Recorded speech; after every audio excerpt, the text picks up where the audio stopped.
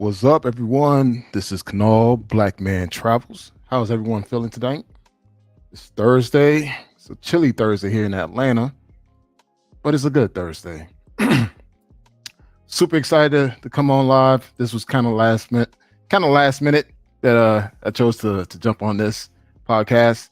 I have an interesting topic today, and I think it's going to be a lot of fun. I want this to be very interactive, so definitely I'm going to invite you guys to jump on the conversation early. But before we actually get into the conversation, there's some things that we need to talk about. Some really important things. First, if you have not subscribed to my channel, please take a moment to subscribe. Again, doesn't take much. I know I'm a non-factor YouTuber who has been to close to 40 countries now. But hey, any support you guys could give me, I appreciate it. I just want to subscribe and some likes. Please help this non-factor struggling YouTuber get some get some new subscribers. But anyways, man, I'm super excited you guys are on board. We have a lot of interesting topic. But before we start the conversation, I just want to take a moment just in case if we have any new guys that are currently listening in. Who is Black Man Travels? Black Man Travels is a man who travels. I'm a black man who travels. I focus on 4 pillars. That is digital nomad, health, relationships, and business. So this platform is strictly focused on those 4 pillars. Yes, we do talk about other interesting topics around the social climate. However, we want to be consistent in what messaging that we're giving out to the public and why black men are traveling. And again, the 4 pillars around Black Man Travels is digital nomad, health and wellness, relationship, and business. And if you haven't checked out my website, make sure you check it out. I'm just give you guys a quick walkthrough.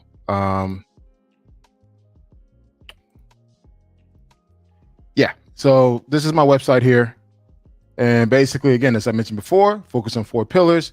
And this is a real live website where I actually up the website on a weekly basis with new blogs, new pictures. Also, we're having weekly spotlights, which is a new series that I'm actually starting next week, where I'm going to highlight some really key figures within the travel community, from digital nomads, world travelers, to business owners. So definitely stay tuned. There's gonna be a lot of great information for you guys. I am on YouTube, as I mentioned before, hence the platform that I'm talking. But also I have a Facebook group, Black Man Travels, Instagram, as well as TikTok. If you're on TikTok, look me up, Black Man Travels.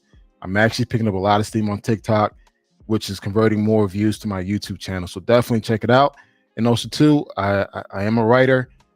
So I do have weekly blogs that I actually post. And I also have ghostwriters. So if you're interested in sharing some of your thoughts as far as travel experiences, feel free to, send it over to me and I'll post it on the website. I mean, this is a great time for you to share your experiences and stories, and as well as give guys tips and tricks on how to maneuver in these countries. So definitely, I'm a blogger, but also I accept any other bloggers out there who's interested in sharing their stories.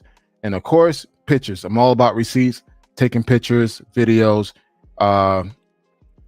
That's the point of traveling. We're not here to sit at a table all day and talk to everyone, via live stream. We need to go out there and travel and experience the world for what it is, but also capture the memories, either be pictures and videos. So guys, I encourage you, as you traveling, take pictures, man, take videos. And again, these are your own personal memories that you want to keep. But if you want to share it, feel free to share it.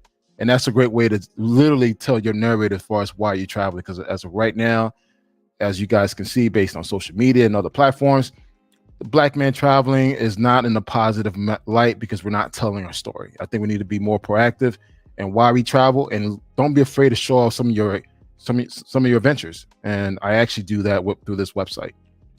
So with that being said, there's some things I want to talk about. Of course, we're going to go to the feature topic, which is Passport Bros, are you a come up? And this is from an interesting YouTube video that I came across this morning, and a particular woman made an interesting comment, and it was a Dominican woman, and we're gonna go into that. But before we go into that, again, I'm open the chat form so you guys could actually join the conversation.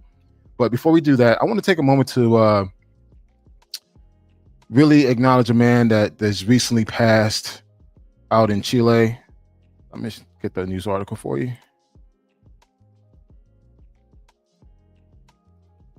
Yeah, I'm sharing my screen. This brother right here, by the name of Eric Garvin, 38 years old, a lawyer out of New York. He was killed on January 14th in Chile. And basically, he was killed by just simply taking a picture. Guys, I understand that you're anxious to go overseas and capture the experience, which I do. I love to capture the experience, but always be mindful where you are. Be mindful of the environment. If you know that this area seems kind of sketchy, the last thing you want to do is pull out your camera or pull out your phone. This innocent guy, which had great intentions, was killed simply for taking a picture. And granted, the article doesn't really go in greater detail, but based on what I read, he was taking a picture of a building and instantly 3 guys attacked him and they shot him 3 times. They took his phone and they shot him 3 times. So guys, be mindful.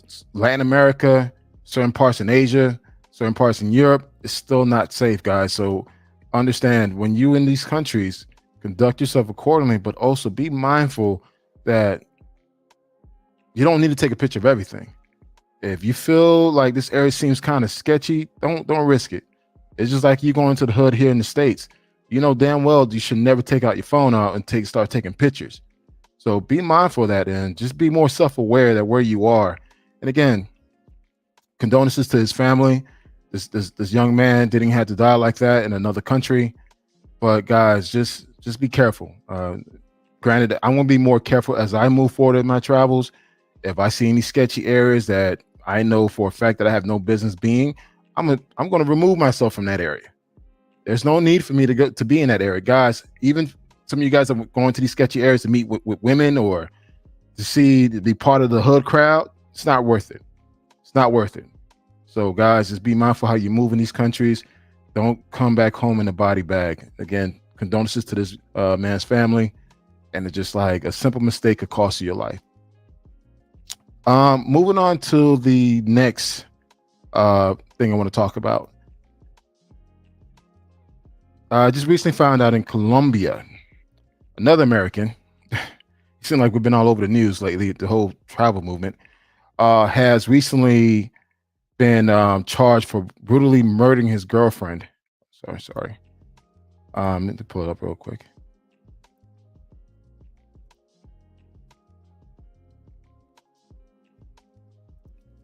Oh, there you go. Oh, by the way, everyone, this is my Facebook group, Black Man Travels. I'm actually the moderator as well as the administrator. So I purposely and carefully review every new member that comes into this group. So we try to eliminate any fake profiles or any scandalous or creepy people that's trying to join the group. So, and also too, we don't tolerate any bashing of any group. So any sign of bashing or talking crap about someone, you're instantly removed. No question asked. But anyways, back to the topic. Back to the article. This American guy right here in this picture. He was he's been arrested in Colombia. This happened in Bogota, where he killed his girlfriend. She's actually a famous DJ in Colombia, I believe, or a well-known DJ in Colombia.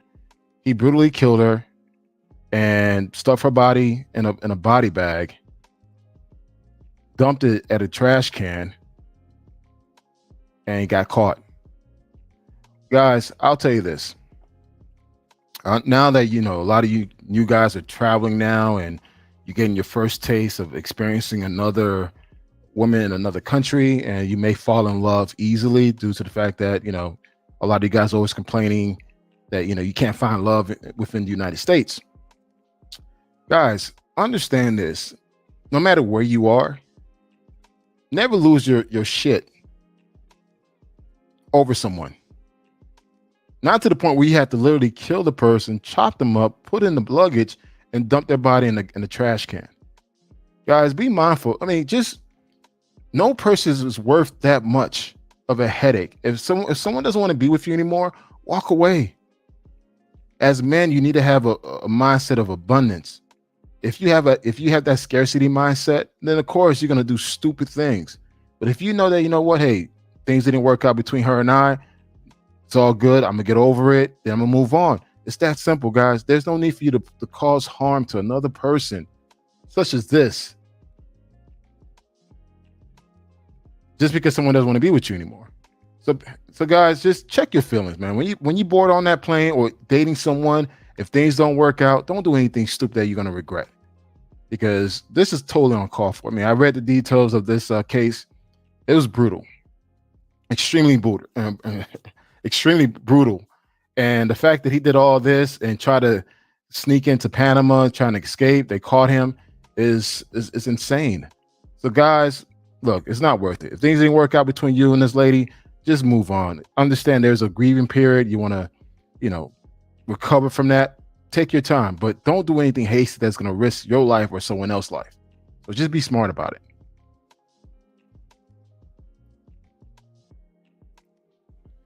Now, I want to move on to another.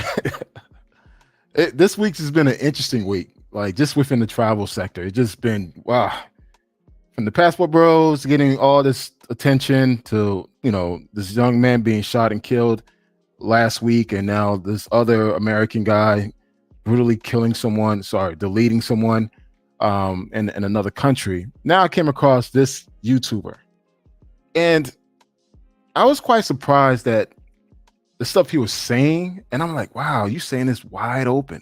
It's like before in the past, there was some level of discretion, but it seems like nowadays, especially the younger generation, they don't really think about what they're saying openly in the public. I guess everyone wants to be YouTube famous, so they'll just do whatever or needs to do whatever to get that famous. I don't know. I don't know what it is, but it's just like certain things don't need to be said openly. It could be said behind closed doors, but I don't know, something about this new age of people. They just feel the need to say anything out of their head, and it's just, you know what? Let me just play it. 1 second. It's insane, man. All right.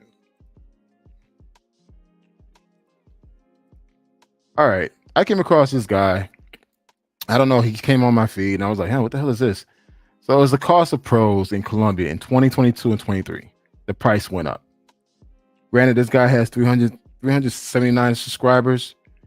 And I was looking at his history of all his videos. His videos been pretty much like low, like far as getting low number of views. However, this particular video got 16,000. And I wonder why. Look at the topic. But not even just the topic, the stuff he says in the video. I'm like, bro, are you saying all this? Like literally? And I'm going to play this. I hope you guys can hear it. Let me know if you guys can hear it. I'm play a snippet. Let me know you guys can hear it. Just let me know as type 1 if you can hear it. Type 2 if you can't hear it. Go there, man. Experience everything. Okay. So can you hear it? Can you guys hear? Did you guys hear that? All right, I'm gonna do it again.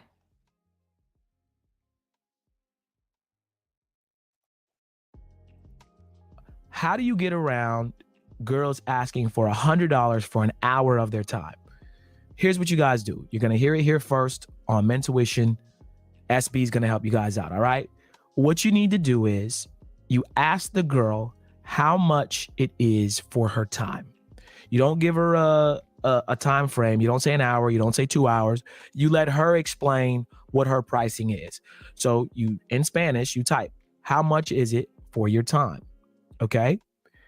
And then she'll come back and say, you know, Papi, it's $100 for 1 hour. Or, and they're going to tell you in US dollars. For some reason, they don't even really tell you in pesos. They tell you in US dollars. They're trying to get that money. They're trying to get that conversion rate. Okay. So they'll say $100 for an hour or $80 for an hour. What you do is you go, oh, okay, I really don't need an hour. I only need half. So you say half the time that they need. So if they say it's $100 for 2 hours, tell them you only need 1 hour and you'll give them $50.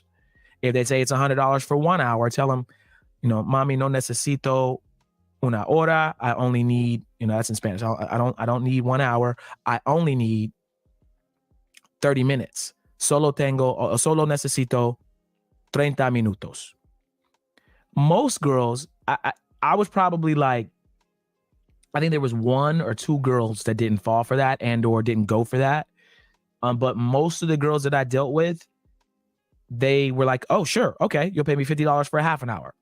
Now, the key is, guys, you know dang well it's going to be more than a half an hour, right? Like, she got to get there. She's got to pay the taxi. She's going to come up, take a shower. Y'all might vibe for a little bit. Then you might do whatever you do. Then afterwards, and then you can negotiate from there if you want her to stay or whatever it is, okay? She's not going to come in with a timer, right? And time okay, it's 30 minutes, I'm leaving, right? So what you do is you get the girls through the door. Again, how much is it for your time? Oh, it's $100 for an hour. You don't say, oh, that's too expensive. Don't start insulting their price. What you do is you say, okay, well, I only need 30 minutes. So I'll give you 50. Is that okay? And again, guys, most girls are going to be cool with it. All right. Hey, yeah. Look, there's a level of discretion that we used to use back in the days where certain topics were only meant to be discussed behind closed doors. However, there seemed to be this new thing where, you know what, I'm gonna just let everyone know what the hell I'm doing. Now, again, guys, I agree. Whatever strategy you have to get what you want, hey, go for it. That, if it works for you. However, there's no need for you to post that, create a whole video, a tutorial. That's something you do behind closed doors. And right now, with the current climate, how things are being looked at towards Black men traveling, the worst thing you could do is post this video. I mean, just beyond the optics of things and just the perception. You guys, again, I don't know what your movement is.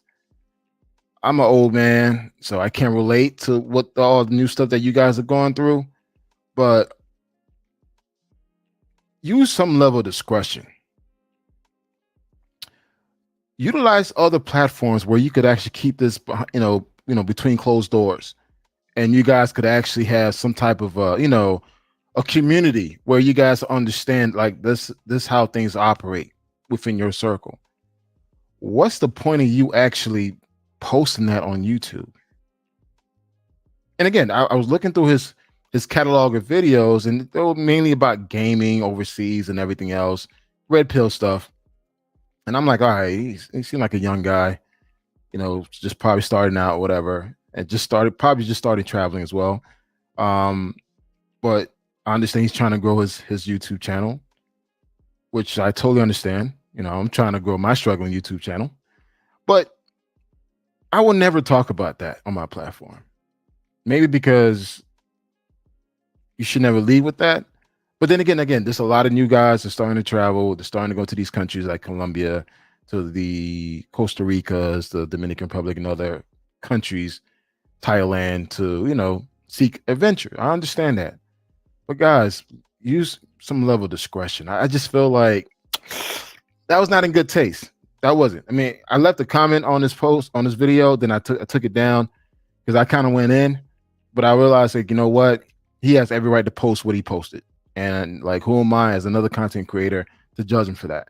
However, I just say to this young man, hey, listen, man, just be smart about it. If you want to grow your channel, start your own Facebook group or WhatsApp group, and you can have that type of conversation behind closed door. You posting that on YouTube for views is it's pointless. Like box and truck and training. He's getting views, sex sells. Some of us have nothing to lose. I agree. But he's young. That's the thing. I mean, guys, he's young, and I think he's gonna have a career outside of YouTube more than likely. He probably has one right now, or just starting a career. But just be mindful what you say, guys. And again, it goes back to just not everything needs to be posted on YouTube. Not everything. There's a lot of outside communities you could use to have that conversation. WhatsApp, Facebook groups, and so forth, Discords.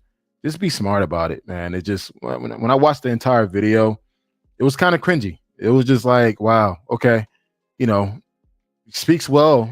He speaks very well in regards to Spanish, but it's just like, I see what you're trying to do, but it's just not a good look. That's just my opinion. I know some of you guys may agree or disagree, but it's just something to keep in mind that, as we continue to move forward in this movement of just black man traveling. I don't care if you're a passport bro or blue book gentleman or whatever you are. Just be, just think about what you're doing and think about what you're saying, because everyone is currently looking at us. Roland, I still have the opinion that I'm not dating down versus my lover or better. Shaking my. All right, man, but definitely, those were the three things I wanted to just get off my chest as far as like talk about before we get into the main discussion. Yeah, so I came across this YouTuber, and I'm gonna pull up a video, and I'm gonna let it play as well, so you guys can get a good context as far as what we're gonna talk about.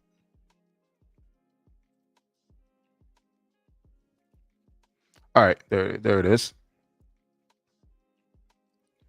All right, I came across this YouTuber by the name of Real Talk with Yenny, and she has over 215 subscribers. So as I was watching the video, she had a lot of people on the live, and they were just talking about it. And her topic was more on Passport Bros. Callers call in for after hour show.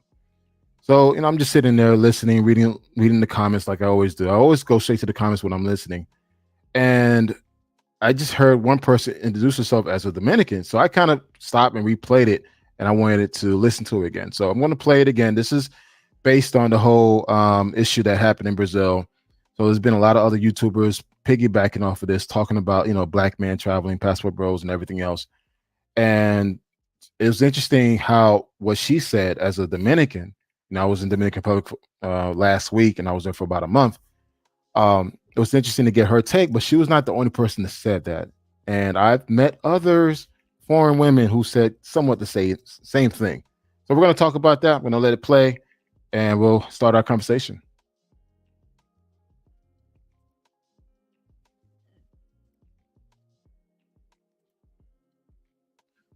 So Just Magic, you're up first. So what would you like to add to the conversation? How are you doing? I'm doing good. How are you? Great. So what's your opinion on this? So I'm not Brazilian. I have Brazilian friends. I'm from Dominican Republic. Oh, okay. And the passport bros, man, they've been a thing for so long. So the difference between the foreign European guys that come into the country is not very, very different as far as what their reasons are, but the behavior is quite different. So when the African American men go, they go over there to show off, to, kind of boast to other people about how they're getting all this sexual attention. Well, the Euro guys are kind of like, come to my yacht, and they're kind of more like trying to have a party and just enjoy the company of women. Not to say that they're not terrible too, but Right. the way the African American guys comport themselves is more of like a stroke of ego because they don't get it back in their country. So quiet as is kept, we all know, from the girls that don't partake in that kind of industry to the girls that do, we all know that when an African American man comes down there, he's usually not sexually socialized correctly. So he thinks that the way we act is because of him, when it's just culture that we act the way we do, which is, tending to our man and whatnot. So then another thing that also happens is that we all communicate with each other. He's a lick. Get what you can, make him feel like he's special. Just turn up the heat as far as how, sweet and submissive you are. But just get your lick. That's all they care about.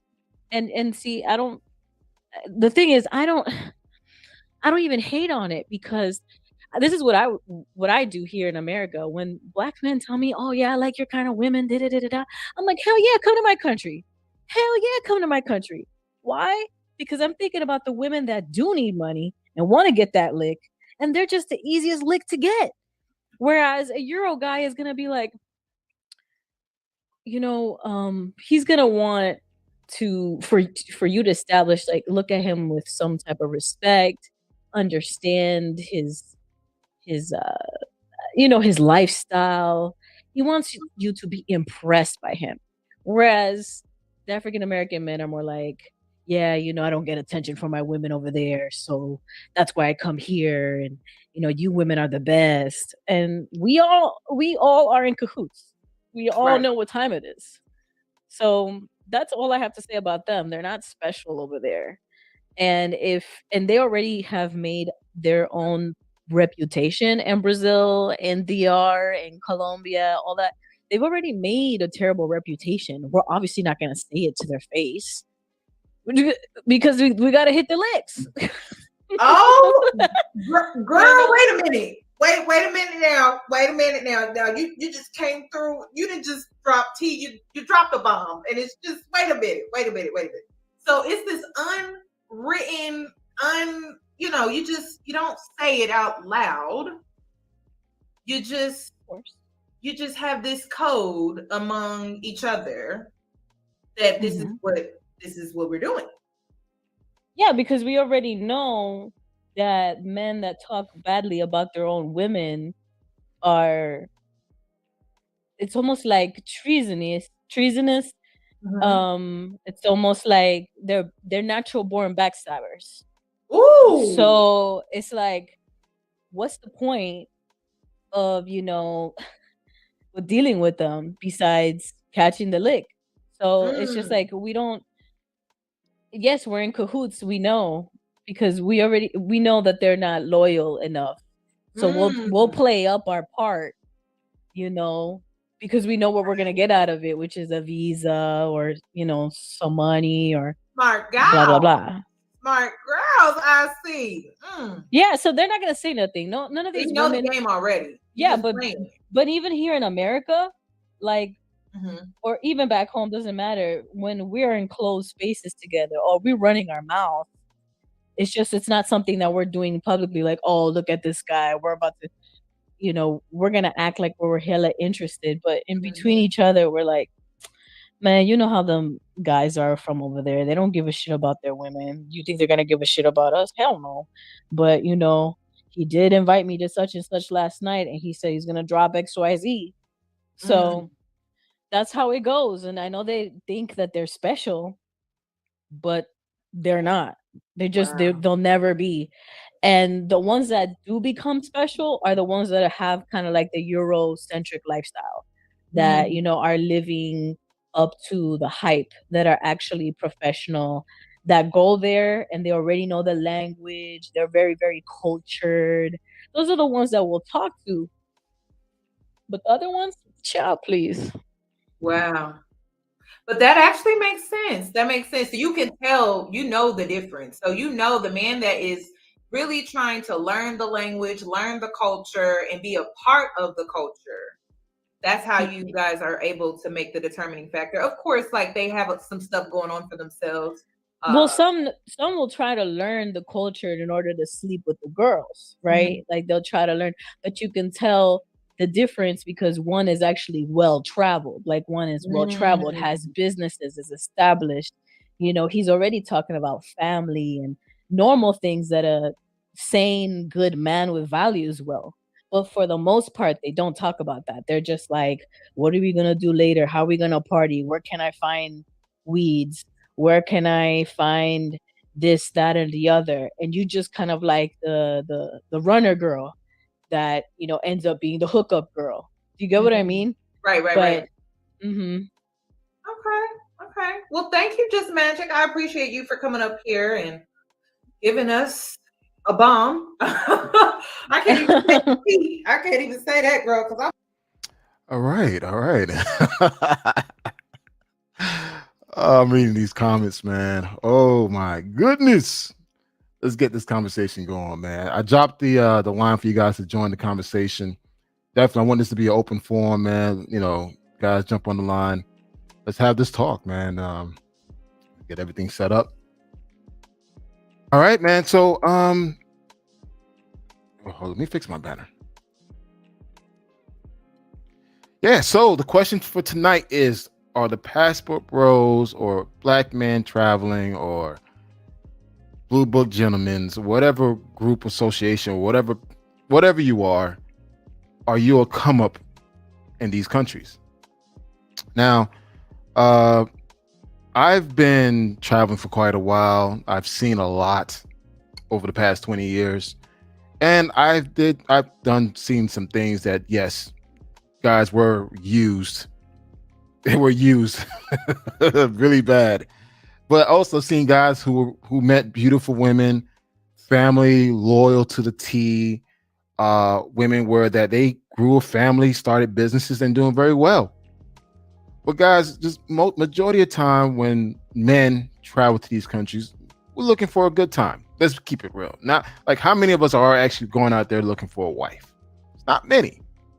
So, and a lot of these women understand, especially a lot of the veterans that are out there. Because again, you can meet a 25, 30-year-old or 35-year-old. She's been in the game. She could play her role accordingly until she gets what she wants. And again, I'm not saying all, but I'll say 50%. Because here's the thing. Just like how you want a certain type of woman, they want a certain type of man. So they're willing to play the role to get what they want. And that's what women do that everywhere. It doesn't matter if you're within the United States, Canada, South America, Russia. Women are pretty much the same. They play their role accordingly. Now, granted, you don't want to be around anyone that is disruptive, but women will use you for your resources. Is what it is. As anyone who's been married before, if you don't pay those bills, you don't take care of the wife, you get no cookie. It's what it is, man. No woman is going to be with you if you're not taking care of your business. Now, granted, a lot of foreign women have this vision of America as the land of opportunity, the land of milk and honey. And they want to come here. As much as we want to say that, hey, they want to stay in their country, most people don't want to stay in their country. They want to come to the U.S. I'm from Haiti. My mother wanted to come to the U.S., so she came to the U.S. Majority of foreigners that you speak to, unless she has a profession, like a very strong profession, she's well-to-do, she's better off in her company. But most women that guys meet will tend to be more in the lower tier financially. And either you're going to help her financially or put her in a position where she could actually raise up her status. Is what it is. I got a couple of guys online. I'm going to add you guys in. Hey, what's up, Buck Travel? Hey, what's up, Mr. Life? What's going on, my friend? Doing good, man. Doing good, man. This is an interesting topic, man, because again, I've seen the good and the bad of men dating women overseas, and majority of the time is I do see a lot of foreigners view foreign men as a come up to help build up their social status. Hey, what's up? No excuse. What's good, bro? Nothing much, man. Yeah. So let's go ahead and have this conversation, man. So what do you guys think? Yeah. So a lot of guys, here's the thing, man. They're not used to dealing with these kind of women in the States. So when they go to these countries, it's kind of like a shock. So common sense goes out of the window. And it's like they're not thinking with their brains. So that's why they fell in love with these girls. And most of these girls, a lot of these guys don't understand. They play the long run, a long game. And they end up finessing these guys like a couple of years later. They use them for green cards. And I've seen it happen many times in my life where, this chick from Philippines came over to the United States and she ended up leaving this dude just to be with her family in another state. So, I mean, it happens all the time, man. But most guys don't understand. Okay. Mr. Life, what are your thoughts? Hey, man, I have two thoughts on this. Yes, that does happen. But for the guys I don't have a problem with guys going over there for just to have some fun. Yeah, definitely. Because to me, it's about with the exchange is no robbery. So as long as they understand what's going on and they down for it, hey, go have fun. I'm gonna stick to the point. We need travel bros traveling. We need the other guys, and we need travel bros traveling. We need black men traveling as well. And the guys that want to stay home, hey, let them stay home, because once again, it's better for all black men, because that now provides competition to the market, and that drives up the value of all black men. So the more we spread out, good for everybody. Now women have to come to the table at some point.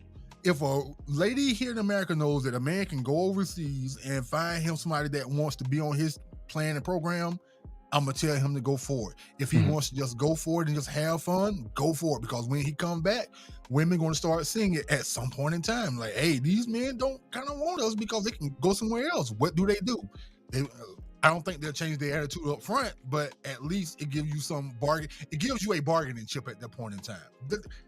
That's my take on it. Okay. Well, and one thing I want to make it clear to everyone, I'm not against anyone traveling. If anything, I'm pro traveling. That's the point of my platform.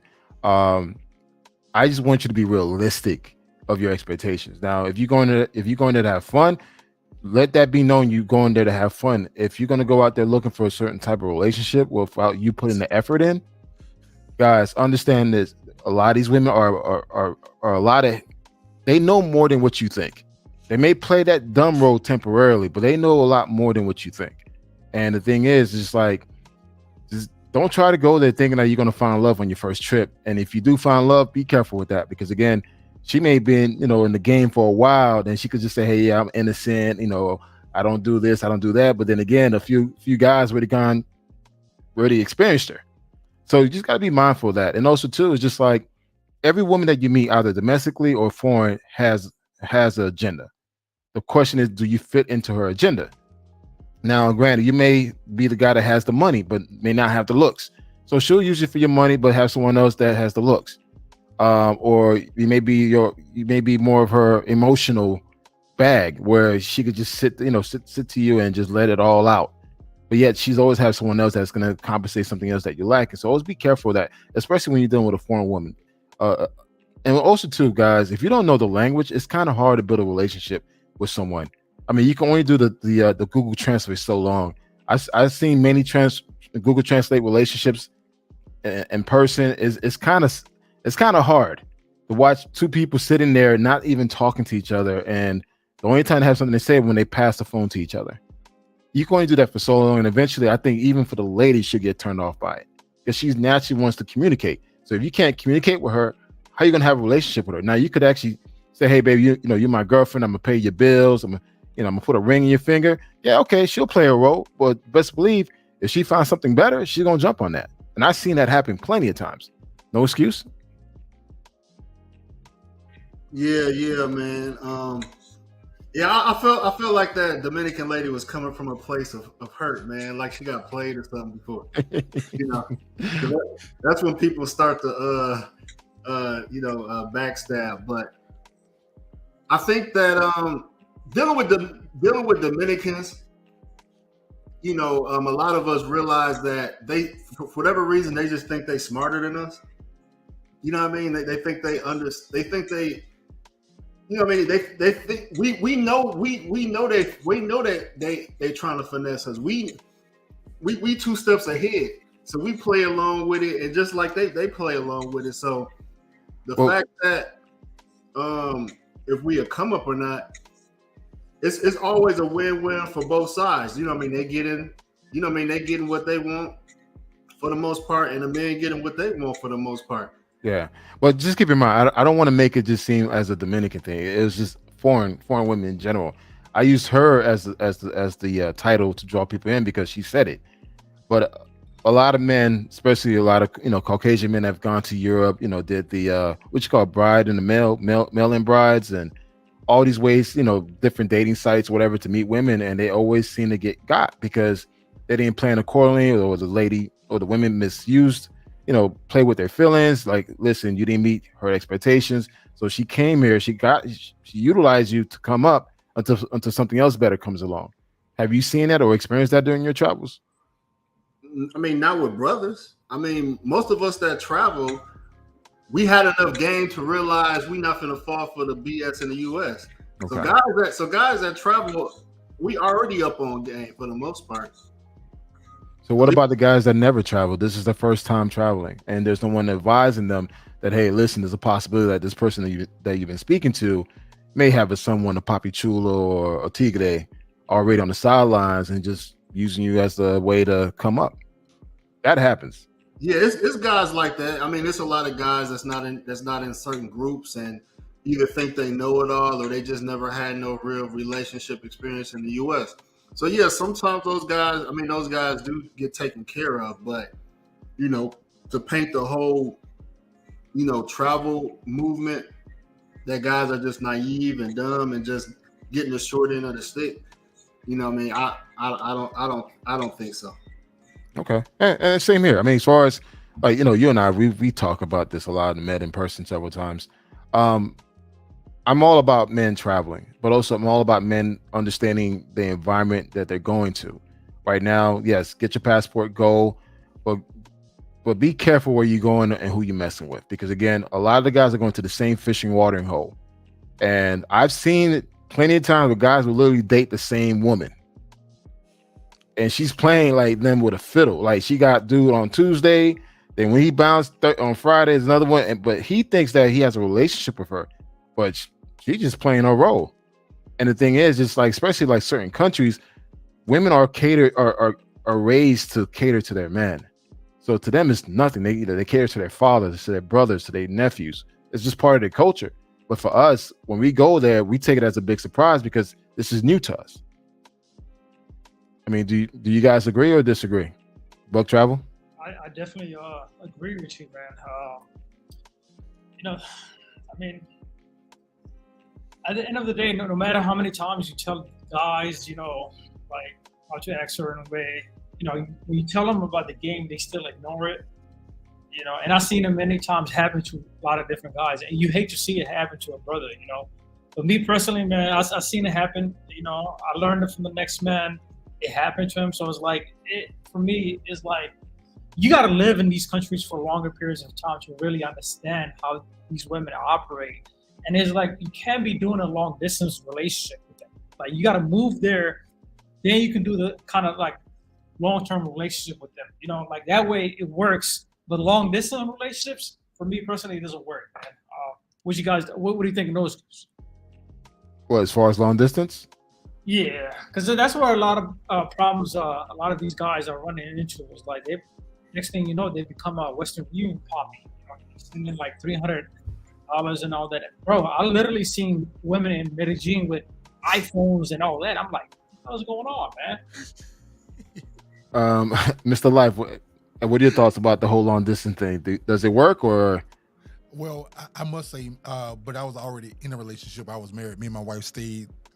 We lived long distance when I moved down to Tampa for about a year or so. Okay.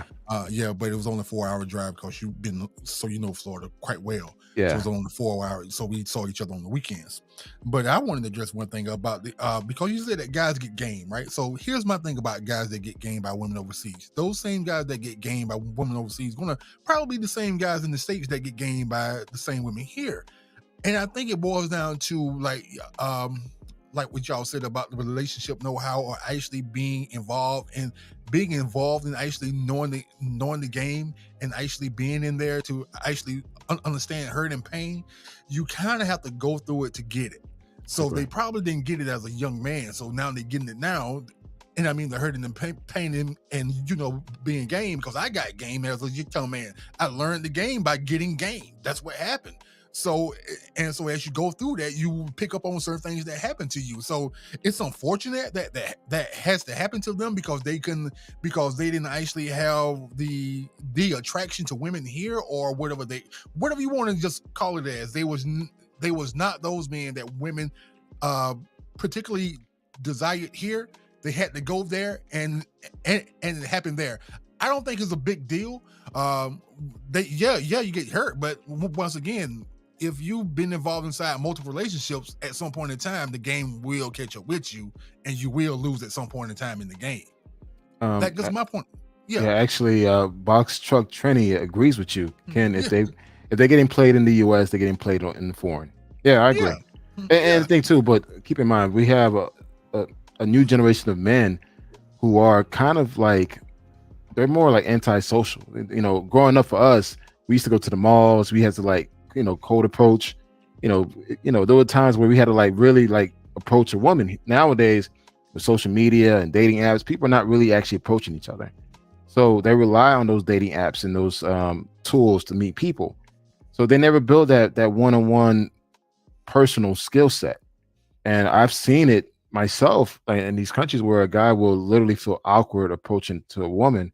But also too, it's like if he's in a relationship with them, he doesn't really talk to her. It's just like he'd rather just sit there and text her versus them picking up the phone and giving her a call. And it goes to be relationship to me. Huh? yeah. Just get some and she don't talk. Hey, you gonna fix me dinner too? What you talking about, girl? Shut up. Man, it's just interesting because and no excuse, I definitely want to get your take on the whole long distance thing because you've actually done that for quite a while. Can you actually give your take on that? Man, I mean it's trial and error, man. You know, a lot. I would say most of the foreign women, because I have a wife, but you know, I had some duds in the meantime, so I probably was one. I'm probably 1 for 10, right? So let's say 90% of women, they benefit more from a long distance relationship because if you're committed to like sending them money or helping them out more often, that's money that you're sending them, but you're not getting nothing in return until you go back there. So a lot of the women are, I would say Brazil and Colombia, they're more accepting and more patient with the long distance because you know they benefit from it. Now, you know, there is, you know, women, you know, women do cheat. Women do cheat, whether you may want to believe it or not.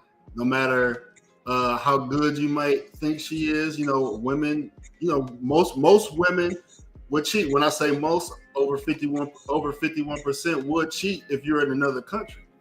Now, the only difference I'll always say with foreign women is that, I'll just say foreign women is that they not gonna.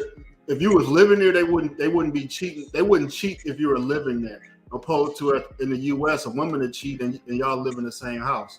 You know what I mean? They wouldn't do that down there because it's too. They wouldn't want to risk losing you to another woman in their country. Yeah, and they know you have options. So, go ahead. I'm sorry. No. Finish it. I want to piggyback what you just said.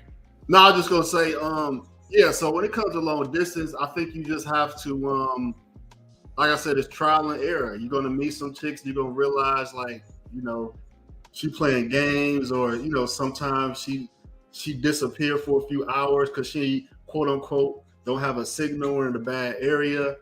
So I mean, it's trial and error, but it works. You know what I mean? You just gotta, it's just a numbers game. You just gotta talk to a lot, and then you know what I mean, you'll come across one that you can deal with. But right now, okay, there's a big push, a big drive to have men get their passport and go overseas and build a relationship. How realistic do you think it is to even establish a relationship with someone overseas? I'll start with that. Knowing what I know now and being in the relationships I've been through, I told myself if I was ever single again, I would first try to be, I would live in that country and find a woman there instead of meeting a woman through social media or a dating site and then starting a relationship like that. Because what I realized is that I went through a lot of women before I found my wife. And if I was living in Colombia as a single man, I could have dated. I could have found more quality women and seen how they moved in person. You know, seeing if they was, you know, a woman that stayed in the house all the time or a woman that moves. You would be able to kind of monitor or watch how chicks move if you're living in a country. So I advise guys, you know, if you can, you know, be in a country 30 to 90 days, and then and try to meet women organically and start a relationship that way versus starting a relationship, you know what I mean, long distance. Yeah. So you saying don't trick, or is that still a part of the game? If you're going to actually be there that long, don't go pay for it at all. Just live there for 30 to 90 days. I mean, you can still have your fun. I mean, you want to benefit from being in those type of countries, but you know, if you're looking for a love or relationship, I would say be there first before you start looking. And also, too, guys, keep in mind, normally a woman will try to like hold you down, well, not even hold you down, try to capture you on your first trip. Because on your first trip, you're so green in that particular country, and she kind of knows that based on, you know, the vibe that you're giving her. Oh, she's trying to lock you down as soon as possible. as possible, so she could have maybe the type of person she is. Maybe she could build something with you. But the thing is, a lot of the guys are going to the same watering holes, as I said before, the same cities of the Copacabana, Rio, Cartagena, Medellin, Sosúa, Dominican Republic. They go to the same Pattaya, Thailand. They all go to the same places. And trust me, these girls are meeting the same type of guys, meeting other foreigner guys. So sometimes when you assume that she's not seeing someone, she's probably is. And also, too, let's keep it real, no excuse in Buck Travel. We know guys are sending money. We know. And we always hear within these Facebook groups how, hey, yo, I banged her last week. We came across that.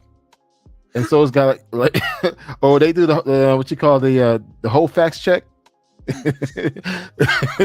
So, I mean, that's something we need to be more transparent about. It's like, listen, if you go into these cities, look, just go and have fun. There's no need for you to stay in contact with this person. Now, if you plan to be there longer than 2 weeks, or like you said, 30 days to 90 days, and you could venture off away from the tourist zone and meet a genuine relationship, then yeah, go for it. But if you're there for a party, bachelor weekend, you meet a girl that, damn, she looks so beautiful, but yet, she played a game and she impressed the hell out of you. There's a good possibility that, hey, she's probably seeing someone else, especially if she's very attractive. Or she probably has a sponsor, some old man sponsoring her lifestyle. I've come across a lot of those that have these sugar daddies. Yes, foreign women do have sugar daddies in these countries as well. It's not just an American thing. Buck Trav, what do you think? Yeah, I definitely agree with you, man.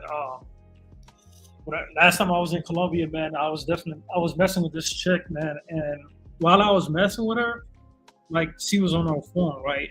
She was in my living room, and I peeped what she was doing. She was on her cell phone, and it was actually a simp that was telling her, I love you more than you. He was saying all kind of messages to her, and I'm like, this is the type of dudes they're dealing with, man. And no wonder why we see these girls with the latest iPhones, with the latest Gucci bag and all that, man. It's just, guys are just simping, and what the dude on the panel said, if you're a simp in the city, you're gonna be a simp overseas, no excuse. What do you think? Oh yeah, I mean, it never fails, man.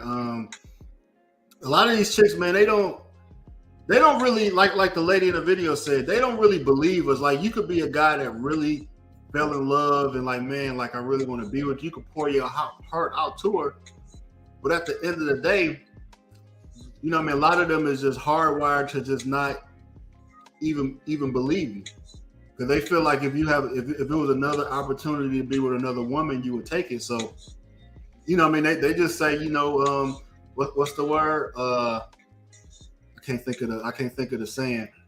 But basically, it's just your turn. Yeah, it's all fair when it comes to love. It's all fair when it comes between love and war. So.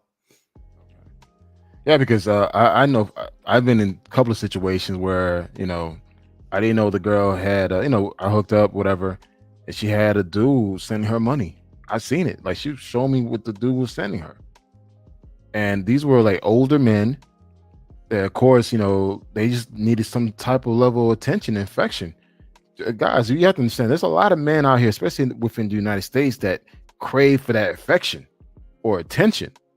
So when they get that type of attention from a beautiful woman, especially a foreign woman, they FaceTime each other, that he likes that, and he'll do whatever it takes to pay her bills or send her money.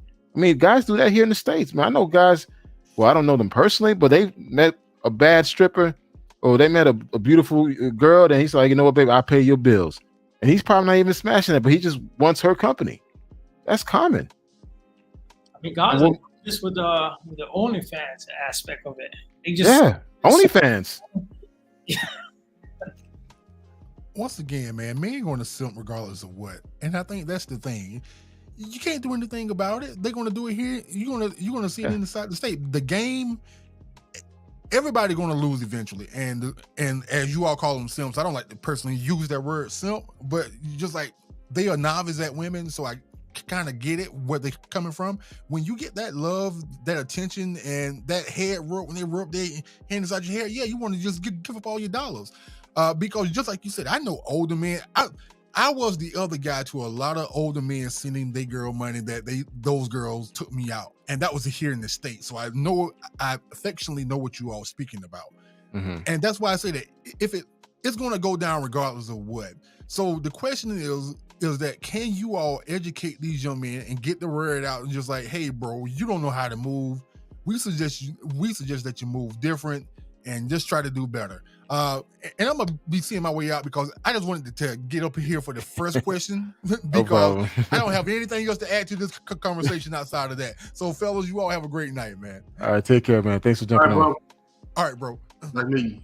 Yeah. So, as I mentioned before, I mean, a lot of guys are traveling to these countries. They just got their passport for the first time, so they jumping on Tinder, jumping on Plenty of Fish, Latin Cupid, Dominican Cupid, Colombian Cupid, whatever Cupid country that they're going to, and they meet a woman that they instantly fall in love based on her personality because she sold them a good dream. But how many times she's probably done this with other guys? We don't know. I'm not going to assume that she has. But the thing is, guys got to be smart. Like, if you're going to go to a country, like, take your time and get a feel for the person there, but also feel for the culture and everything else. Because the thing is, every foreign woman sees an American guy or a foreign guy from the Western world, either from, England, Italy, Spain, whatever, Canada, as a come up. Because again, by you being there, you instantly take her status to another level. I mean, no excuse. I know you could talk about this as far as just in general, based on the women that you dated overseas. By her just being around an American guy, you instantly upgraded her status somewhat. Do you agree or disagree? Yeah, I mean, yeah, you definitely do. I remember my wife, when we were first dating, and she told me people in her circle was like asked her was I a millionaire. They asked her was I a millionaire. You know what I mean? Because I took her to DR and we always going out and taking nice pictures, but a lot of stuff I do don't really cost that much money, you know what I mean? But some people had that perception, you know what I mean? And I'm sure that it raises her social status. So yeah, I agree with that. Okay. Bug travel? Yeah, I definitely agree with that, man. A lot of these, girls, they've been in these streets for a long time, so they know the game, man. They know the game, and some of these guys are coming to these countries inexperienced. They get at the end of the day, they get finessed, So, but it is what it is. That Dominican woman that went on that panel, what she said, man. She just saying the truth, man. I mean, it is what it is. At the end of the day, guys got to be careful. Me personally, is like I know how to move overseas. I know what you do and all that. As soon as I come back to the States, I'm deleting all the contacts. Because lately, this chick I met in Peru, I mean, she be complimenting me a lot. I'm like, what the fuck is going on? But then I put two and two together. She's trying to come up with something where she's trying to get something out of me. So unless the only way you can find a genuine love is like when you live in these countries for a year or so, then you can settle down. After you get that nightlife activities out of the way, then you can settle down, and look for that, regular chick that that you can bond with, man. But if you go into these countries like 2 times a year and expecting a long-term relationship, you're not gonna find anything, man. Guys, here are a few signs that a woman's trying to come up on you, and especially a foreign woman. Again, majority of the time, the places we go to, and the women that you meet, there's a possibility that her financial status may not be the greatest. So what she does is start talking about her money problems. Whenever she starts talking about money problems, that's a red flag. Because instantly she's hoping that you feel sorry for her, then you want to just go ahead and just send a donation. Now that single donation may be like, oh, thank you, everything, but guess what? She's gonna have more other problems for you to come in and help save. Now, if you decided to give graciously, then go for it. But guys, prevent yourself from sending anything before even meeting the person. I'm starting to hear that, they're requesting, money to be sent to them before you even meet with them. I'm like, what? I mean, based on what my friend's been telling me. And if you know for a fact that you don't do this in the States, why go overseas and do that? And that's something I noticed with a lot of guys. They will complain on a lot of things here in this country, but yet they go out to the other country and actually do it. So you complain about dating women with a child, but then again, you date a woman with a child overseas. That's common. That's what I'm noticing. Yeah. I mean, do you guys agree or disagree? I mean, again, that's just my experience based on what I've been exposed. I've been, I'm in a lot of WhatsApp groups. I'm in a lot of Facebook groups, and I've been doing this for quite a while, and it's the same record being played. Yeah. Yeah. They complain about, guys, giving these OnlyFans chicks in the States money, but then they're going to turn it around and give money to girls overseas that they never met. I mean, does that make sense? Man. it's something I want to really bring. I want to wake up, guys, man. This is go ahead, man. No excuse. Hey, guys, let me take a moment to acknowledge No Excuse. No Excuse is one of the travelers that I follow personally. I actually attended his wedding in Colombia, beautiful wedding. He has a beautiful wife, Afro-Colombian at that. This guy knows his stuff. He's been around the world. He has a lot of great information, especially statistics. He's a number guy. So definitely, if you guys haven't subscribed to him, check out No Excuse YouTube channel, and he also has another one, Passport Bro podcast. Definitely follow him, listen to him. He has a lot of great topics, and like I said, he's definitely on his point. Appreciate it, bro. Appreciate it. Go ahead, man. Man, this is the hard truth, man, and this is one thing you guys can do to know if a chick is really playing you or not.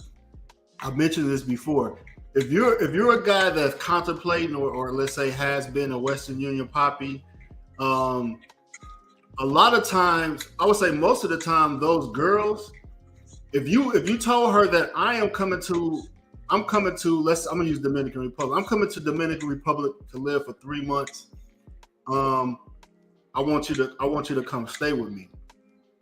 Now you're gonna put them in a dilemma because they're gonna be like, fuck. He's been sending me money.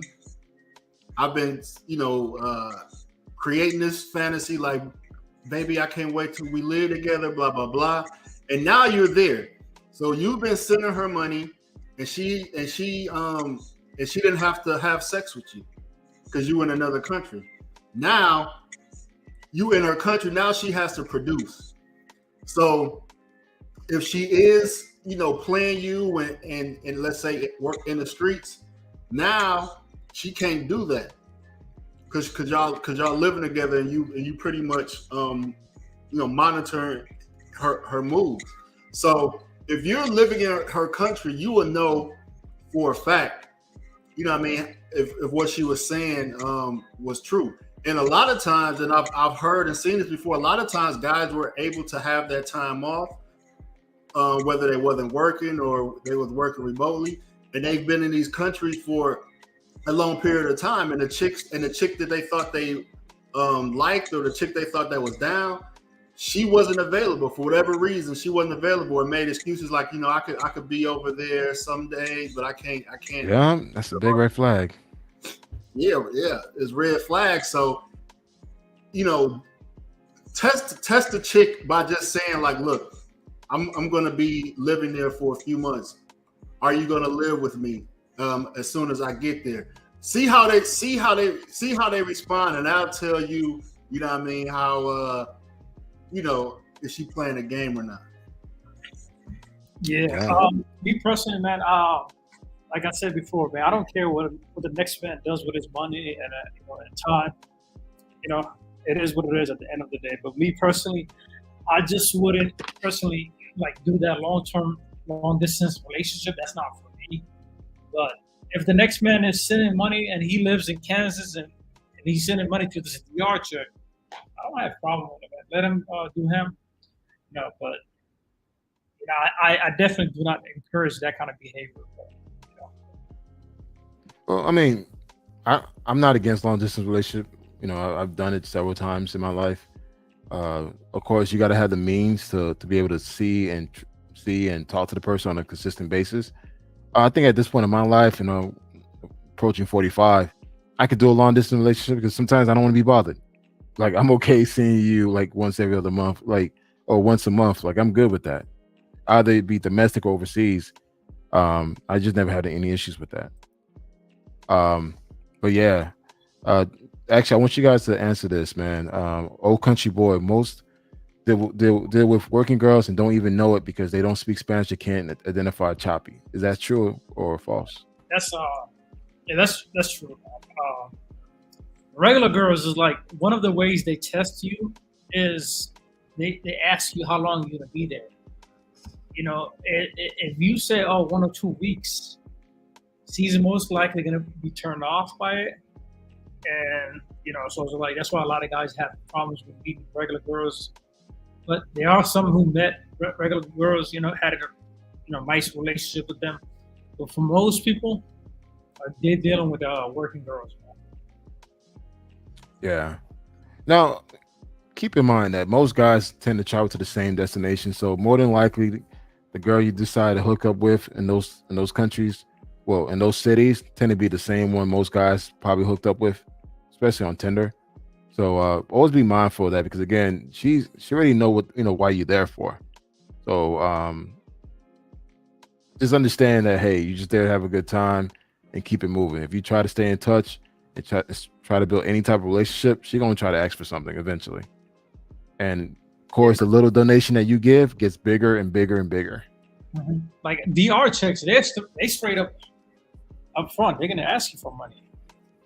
Where the other chicks, they're gonna start off slow. Like when you get back to the States, they're gonna start slowly complimenting you. They're gonna say I'll miss you and all that. Next thing you know, you send her money. So they play the long run. DR chicks, they up front with it, man. That's one thing I kind of like about them. They don't play no games and all that. So they just up front with it. They're all about the money over there. But also too, I've heard because I follow a few people in Thailand. They talked about some of the issues with some of the bar girls do with foreign men. The guys that are from Australia and from London, from England, they run the same game. It's like nothing's different. They run the same game. They give you an amazing experience, and you want to stay in touch with them. Then that's when they're gonna start milking you. They're gonna say that you're the only one or there's no one else, knowing damn well where you met her was not the environment where you want to meet a good girl. So it's just like you're being delusional, and I think a lot of guys are being delusional. I had one guy, I physically told him like, yo, no, but he was just so infatuated by her to the point where he was sending like 500 like every 2 weeks. Guys are just paying girls rents, man, in some of these places, man. And the thing is, we ended up finding out, she was seeing some other dude, and it was a white, it was a white dude. It was like he was hurt, and it was just like, hey, we tried to warn you. It's just all the red flags were there that she was just using as a come up. Another guy, he brought the sister, this foreign woman, this big ass engagement ring. She ended up keeping the ring and blocked him. And what she did too, she went to the police station and put a report on him. See, that it goes to the point I was saying earlier. Like if you was living there, you would be better. You would be in a better situation to like vet out these chicks. I've heard the reverse happen. I've heard a white guy. You probably heard this. I heard a white guy wanted to smash a Dominican chick so bad. He proposed to her in front of her family just so he could smash, and then oh shit.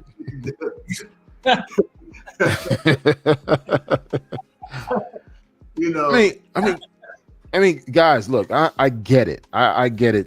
Someone who travels around the world, you see a beautiful woman, like you want to have this person because in your mind you think that this is the only person that's going to make you happy, knowing that you have no relationship with this person, but you're going to try to force a relationship with this person. So you're going to do whatever it takes to have this person.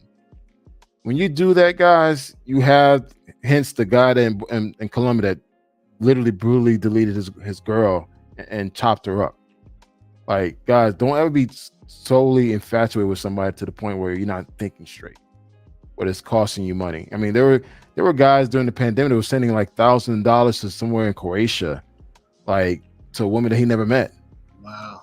Yeah. So I mean, this is happening, guys. You have to understand. Today's men are not the men as they were 10 years ago or 20 years ago. Facts. We've become a very anti-social society where a lot of guys, especially working remote, don't leave their houses. The only time they leave their house is to go to the grocery store and come back home. So they build these digital relationships, or they stay on these Facebook groups, or these live streams for hours and hours because they just have no life. Exactly. So See, if you, it goes back to the point, man. Like a lot of these guys never used to dealing with these type of chicks in the States. So when they go abroad, it kind of shocks them. So it's like common sense and everything goes out the window. So it's like, next thing you know, he gets back to the States and he send her money like every month. So, so. A friend of mine went to Santo Domingo while I was in DR, and he jumped on Tinder, and he was like, he got a lot of connection, a lot of matches, right? But it's funny, all the matches, all the women were requesting babysitting money, like I need money for babysitter. I'm like, Dominican Pro don't have no dang babysitter. Just drop her, she just drop her mom at her mom's house and keep it moving. But they were requesting babysitting money and taxi money. I'm like, taxi? She's in DR. And they were like giving him outrageous prices. I had to like literally school him in the process of being out there. It was just interesting how, they're trying to take money off of your hands before even meeting you. Man, they so disrespectful, man. I remember it was a Dominican chick. She damn near. I'm in Santo Domingo. She in Santo Domingo. She like, can you send me some money, so I could get my hair done? I'm like, all right, I could just come meet you and and we can go together, or what I mean, or come get the money. She like, no, you got to send it before we do anything. I'm like, B, are you fucking dumb? I'm already there. You know what I mean? It's like the audacity. It was the same game that was being played in Medellin back in 2015, 2016. Oh, can you pay for my taxi? And I'm like, okay, back then I was still using Uber. Okay, send me your address and I could just send, I could order your Uber ride. No, I got a taxi. And it's just like, they'll say, yeah, the taxi costs 50 million pesos. I was like, 50 million pesos for a taxi ride? From where? And again, it's their way to try to come up. So they'll find every angle, every excuse to try to come up on you, especially if you're ignorant, you don't know any better, and yet you're anxious, overly anxious. You're going to pay for it. You're going to do certain things that you would normally not do in the States. Yeah. And that's why I say, are you a come up? Because again, they see you as a come up. Now, you may meet a good woman if you take the time to apply yourself in those countries and go places where tourists don't go, like somewhere safer. I'm not telling you to go to the hood or whatever, but just go to a place where you can meet, good, genuine people. But if you're going to the same tourist, Pacajeres, Clock Tower, Sosua, Copacabana Beach, Poster 5, yeah, you're going to meet the same women that most guys are actually meeting and talking to right now. That's a fact. Now, if you decide to venture out to other cities, like places that most people are not going, and you're taking the time to learn the language and really ingrain yourself into the culture, then yeah, you have a great chance of actually meeting someone decent. But if you're doing the same tourist things that everyone else is doing, more than likely, if she's on Tinder and she's in that area, yeah, you're date number 5 for her. Yeah, I mean, definitely, man. You can't go to Medellin and expect to find a wife in Pacajeres, like maybe you can find some in Sabaneta, other parts of Medellin, but as you said, a lot of guys going to back to these same water holes, expecting to find a relationship out of it, man. But there's some dudes that it worked out for them, but you got to be there, long term. You got to be also visit there many times out of the year, but yeah, niggas.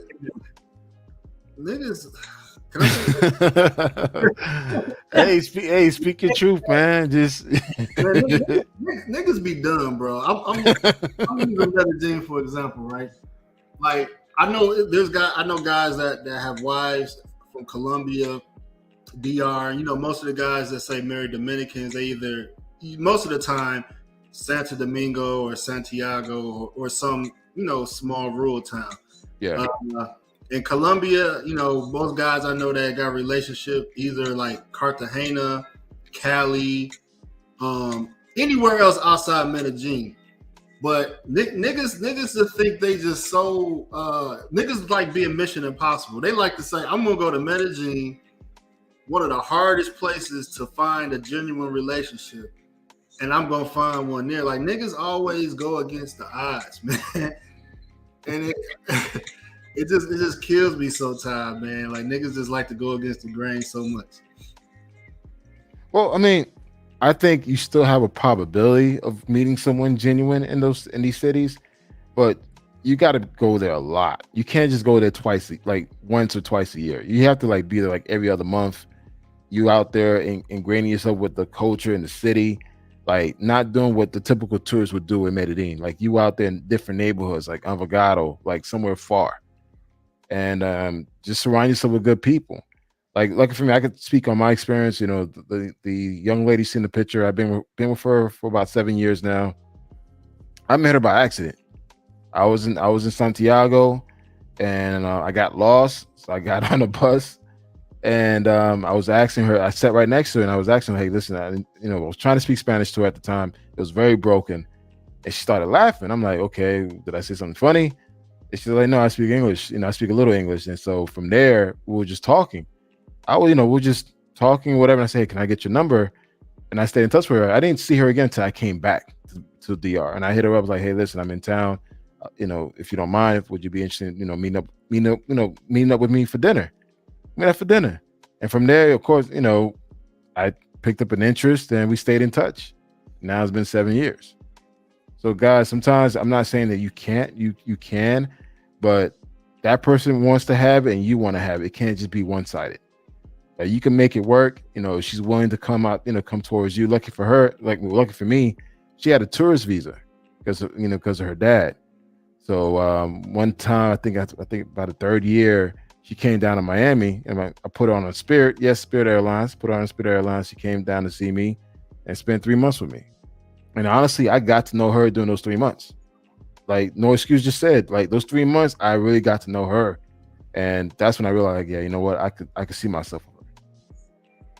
So if you're not willing to put the time and effort with that person, and the good thing for me, she has a college degree, she works at a resort now. She's a director, she's constantly trying to find ways to better herself, which I like.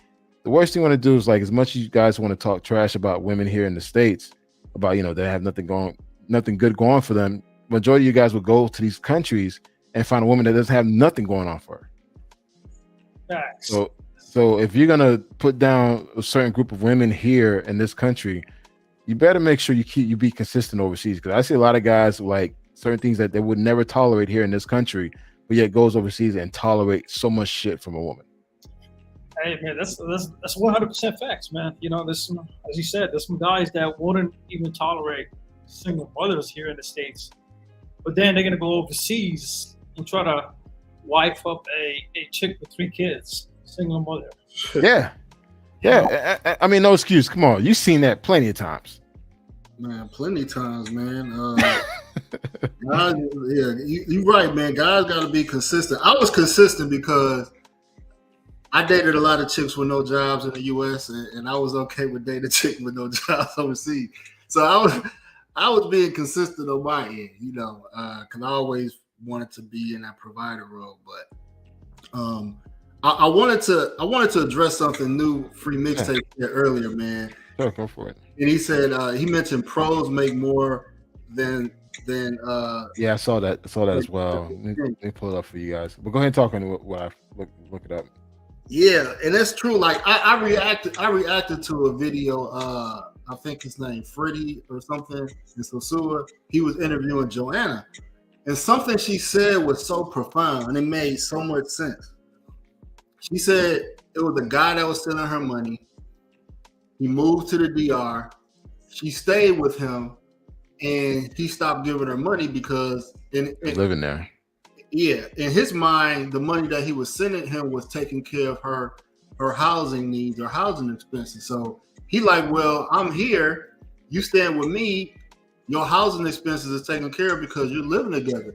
So she like, nigga, no, like, I still need money because it's other things I want to use my money for. So she proved 2 points. She proved the point that the money that you sending her, they don't need it to eat, or they don't need it for housing. Like, they already got a place to live. They don't need, they want money to do other shit for her. So he learned a valuable lesson, and it's a lesson that you guys need to learn too, is that most of these foreign women, we're not going to extremely poor countries like Haiti or Ethiopia. Most of these countries that we traveling to, most of these women basic needs are taken care of. You know, they may need help here and there, but their basic needs are taken care of. So they need money for materialistic things. They need money to be able to do, you know what I mean, just to be able to have money in their pocket. So don't have this savior complex when it comes to these women, because their basic needs are taken care of. So when the guy moved to DR, she said she moved out. She said she moved out, and I'm sure he felt a certain type of way, because he thought, you know, she was gonna live in there. He was gonna smash every day. She was probably gonna cook and stuff. No, and he wasn't giving her no money. So you have to be prepared to take care of a woman past her basic needs, if that's something you want to do. and that's the thing. A lot of people are not talking about that. What you just said, people are not talking about that. You have to be able to take care of her 100%, not this 50-50 thing. And even if you live there, don't expect that you're gonna have a home cooked meal every single day, especially if she's working. The same way the sisters and women here in this country, you know, they grind, they're tired. So there can be some days that, you know, she don't like, you're good. I'm not gonna cook. And again, like this false illusion of what this perfect relationship is gonna be overseas, it's not gonna be that way. You're gonna have your arguments, you're gonna have your disagreements. You're gonna probably deal with her insecurities, because depending on what country you're in, there's always a woman there to take her place. And I don't know, because you probably know that living in Colombia is like there's constantly women literally tagging you left and right, wanting to be on your wife's place, man, or at least get a benefit of what she's getting. Man, who you telling, man? They either staring when we in public. You know, it's chicks that, yeah, they find out maybe my social media, or maybe I used a chick for a certain service. Maybe she was like a tour guide or something, and they hit me up like, hey, like, you know, they trying to keep in touch, man. But it's just like, yeah, like you said, man, you are a prize. You are a prize overseas, opposed to in the U.S., where the woman is more looked at as a prize. So you're right about that. Yeah, because like even when I'm in DR, like as I said before, I was there last week. I was there for about a month. I'm walking through the store with just sandals, some shorts, and t-shirt. I get the looks. Like, I'm like bummy, beard all out, like just whatever. But they know, like, hey, this guy probably has resources. Like, where can I fit in? And as you mentioned before, I've been times where I've gone out with my girl, and literally the waitress is giving me the eye, like while my girl's not looking. Man, I'm gonna give you a perfect example real quick, bro. Because so even with my wife, for example, right? So you know, after we got married, you know what I mean, I was like, okay, we're gonna get a place. And so she been staying, you know, with her in her you know, she always been staying with her family crib. So I was sending her I ain't gonna say exactly what I was sending her, but let's just say I was sending her $250 a month. Let's just say I was sending her $250 a month, right? While she's living with her parents. So, and she was cool with that. And you know, I asked her what she typically used the money for, and she was like, I help out with the bills, groceries, you know, things like that. So I'm like, okay, cool. So once I found us an apartment, I was like, baby, you know what I mean? Like I'm paying for this apartment, so the money I'm sending you, I'm gonna have to send you a little less. And she was like, why? Like she was like fucking pissed. She was like, why? I'm like, cause I gotta spend money for the apartment. You was already using the money to take care of household things too. And she was like, well, it's other things I need money for, like toiletries, cosmetics, whatever. Stuff. Yeah, whatever she needed to do. And so I was just like, damn, she's still expecting me to send her the same amount of money, even if I'm paying for all the housing expenses when she moved from her parents' house. So it made me realize was that chicks need more than just their fees, man. I mean, guys saying, you know what? I'll just send her $40 a month. She'd be all right. $40, like $40 can't get you nothing in these countries, man. You know, the cost of inflation has gone up, and it's just like, if you're gonna be in a relationship with somebody, you're gonna have to be prepared to take care of that person. And that's something. Are you ready to do? And also, when you go out and travel to this country to see her, the plane ticket costs, the hotel costs, or Airbnb. If you want to have a car, renting a car costs. And while you're there, you got to cover all the expenses while you're there. So going out to eat, grocery bills, everything else. You know, guys, that's the thing. Are you ready for that type of responsibility? I understand, like, get your passport, go find them. But once you do find them, are you prepared to really, step up and be the guy that you say you want to be? And the thing is, if you pick the wrong person, boy, she's gonna milk you dry. And it's just like, a lot of them will play the game to get what they want. But the question is, are you mature enough or experienced enough to recognize that you're being played? And I think a lot of guys, and no excuse, Buck Chopper, you probably agree with me, we get infatuated by the looks. We see this beautiful woman, a woman that you probably never thought you'll never have in the States. Now you have in this particular country, and it's just like you don't see the signs. Yeah. So yeah, man. What I'm thinking about this too, man, it's important, man, is that in the US I make a decent amount of money.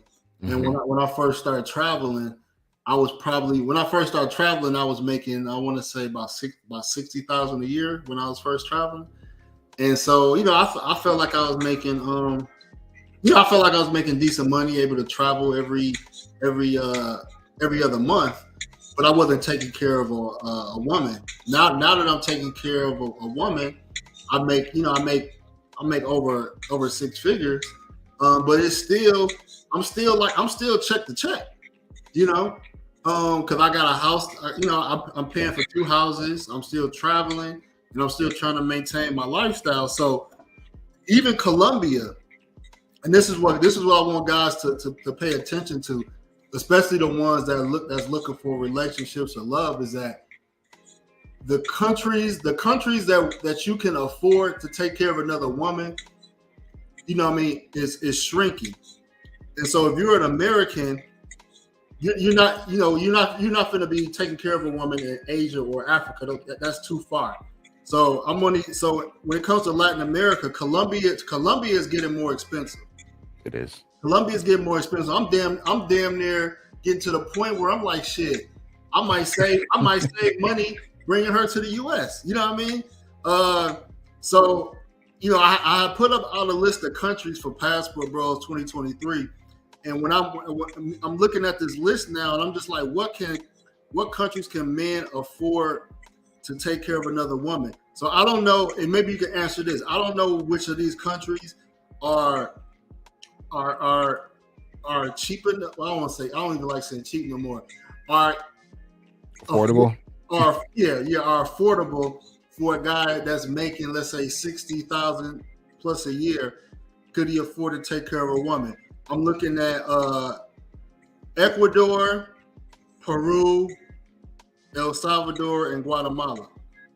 I've been to all those countries. And they're super cheap too. And it's funny, they all take the American dollars. Yeah, they all use the American dollar as their currency. Because Colombia and Mexico is expensive. I mean, it's expensive to take care of another woman in those countries. Well, I want to answer this question. Box Truck Trini. Hey, what's up, bro? Ken, you're contradicting yourself to step up, but don't get played. I mean, understand this. Any relationship that you get into in life, you're taking a chance. There's a possibility you could get played. I mean, even your male friends could play you. So it's just a risk that you take. I mean, love is not guaranteed. You know, you could, depending on the person that you decide to fall in love, she could be there with you, you know, through the good and bad times, or you probably have someone that's going to play you. But keep in mind, when you're in these countries such as Asia and Latin America, you are expected to cover the bills. You know, you want to be the man. You want to be the boss of the boss or the head of the household. Expect to pay all the bills. It is what it is, man.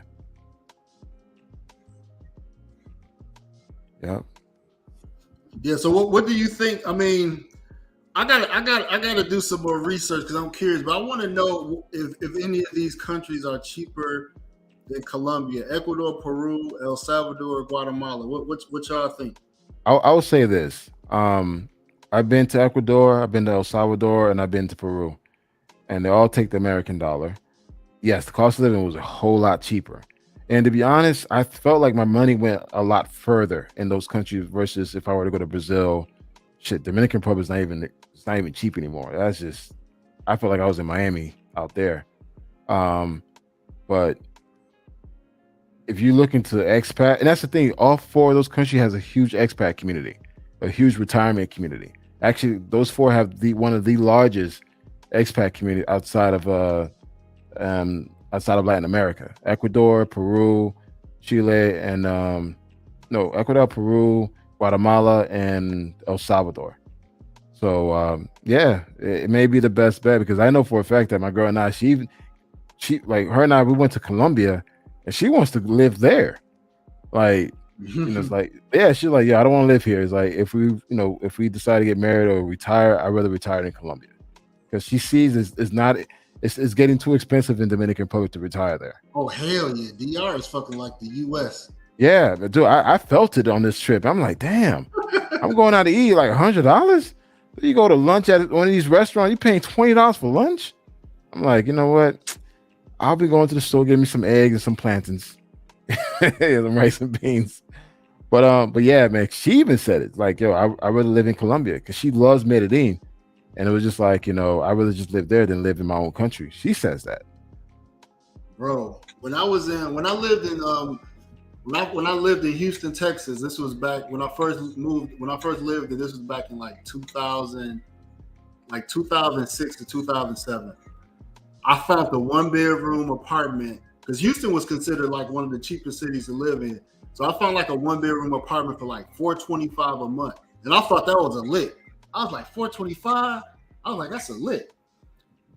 Bro, in Colombia, you know what I mean? A lot of Airbnbs for a month is starting like about 400 up. And I'm just like, damn, this was Houston like, what's that, over what, 10 years ago? Or 2007? Over what, 15 years ago? Mm-hmm. In DR, you probably can't even find shit for 400, at least decent. Well, I mean, lucky for me, I actually have an apartment in DR, but I live outside of Cabarete, and I have a 2-bedroom, 2-bath with balcony. I'm paying $300 a month for it. But I lucked out because it was just something brand new, and not everyone's going that far outside of Cabarete.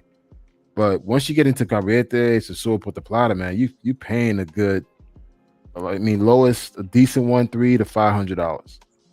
And now they're converting all these old apartments to condos, which they're trying to sell. It's getting too expensive, man. I mean, even just going to the restaurants to eat, like all the different taxes that they have, it catches up with you, man. Like, then you got 5 different taxes you're paying for, man. And of course they put that propina is not included. Like, they want to get their tip, and you can't use a credit card to give them a tip because they'll never get the tip if you use a credit card.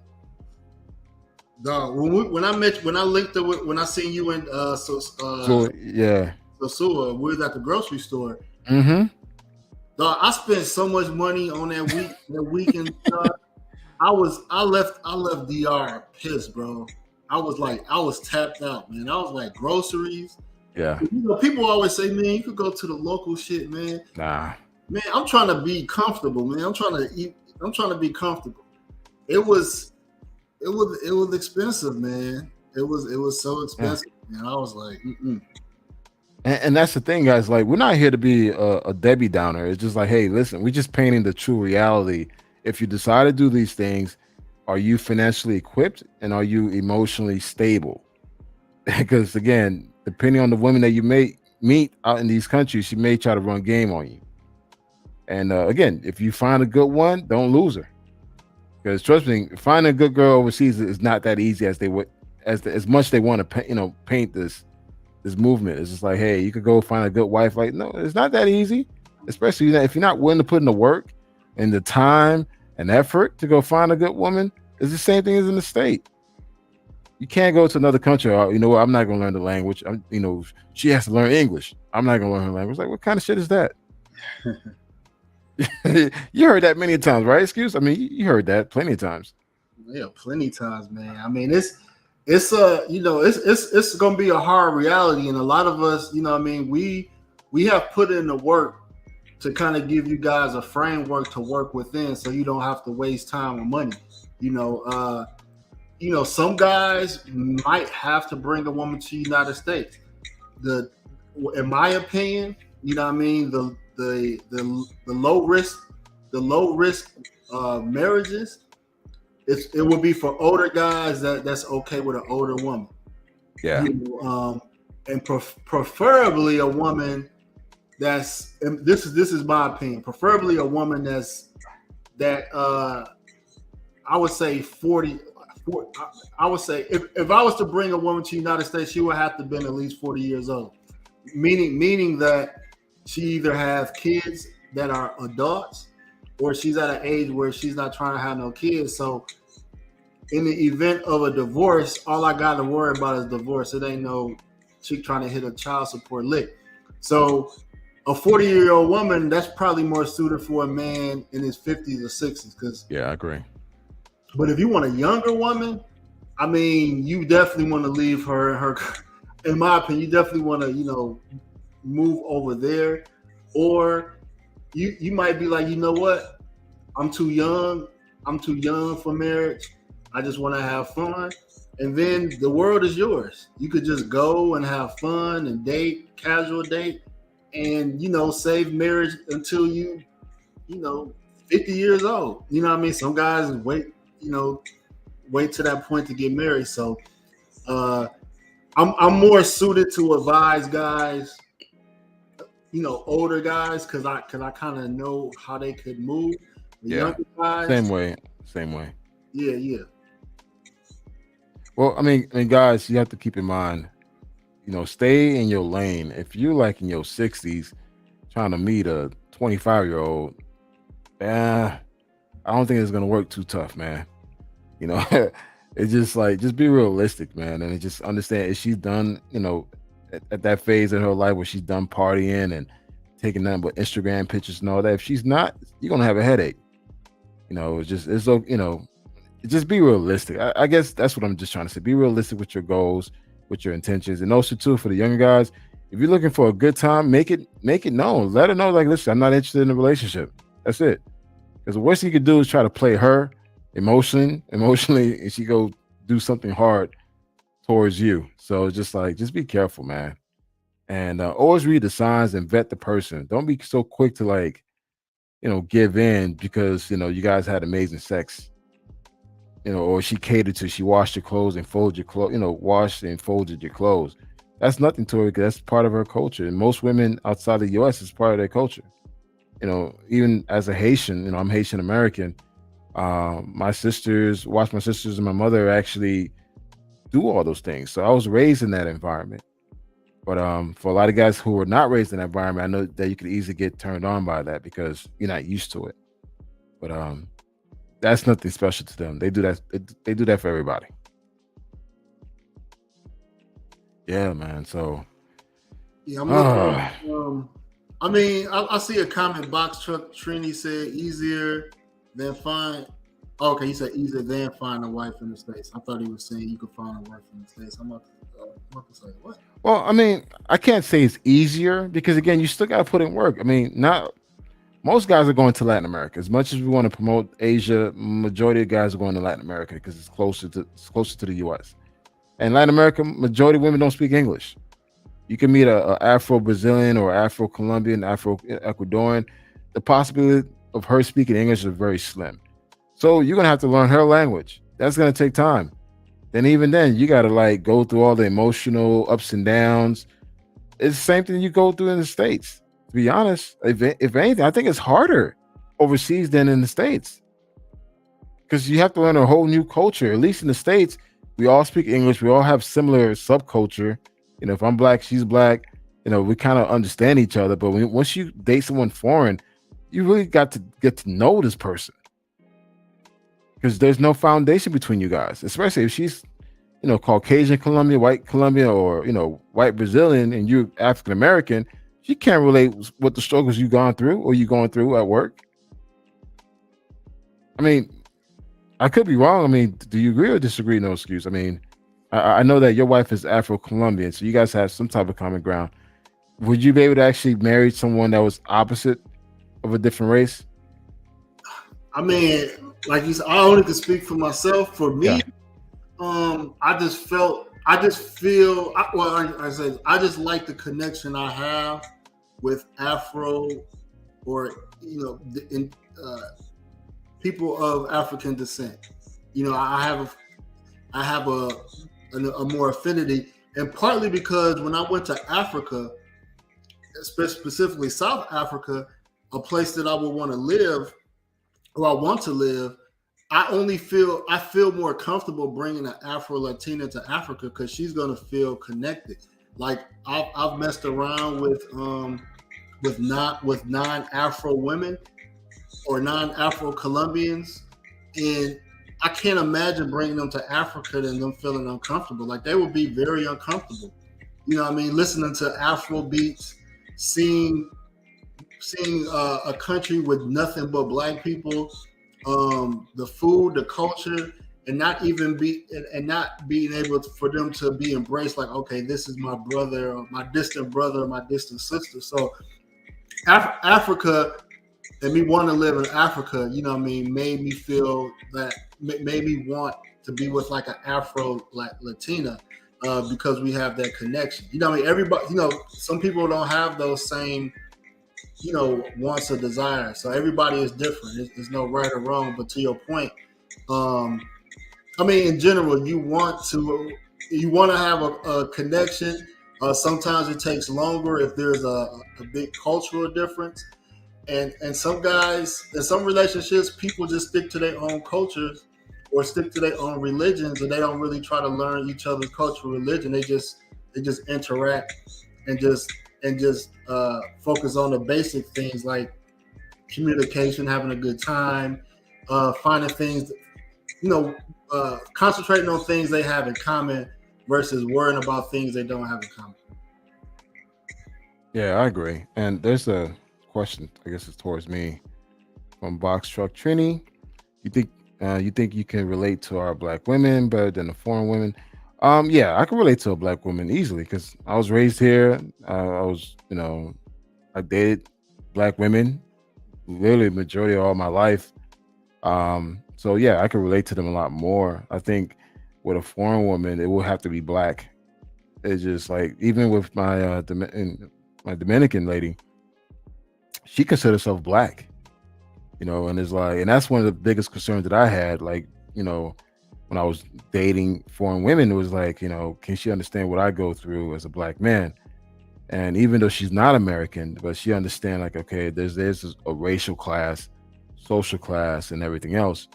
So yeah, I mean, I would have fun, go out, do my own thing. But then again, if I were to find someone to marry, it would have to be someone of Afro descent. I mean, that's just for me. And even now, like, you know, I'm Haitian, she's Dominican. We always have our Haitian Dominican conversation, what's going on, you know, in Haiti and DR. And it's just like, you know, she understands what's going on, but I also understand what goes on in DR as well, because, you know, it's more of a national country, you know, it's based on nationalism. But again, we have our, you know, our disagreements here and there, but there's still a common ground between us because our culture is so similar.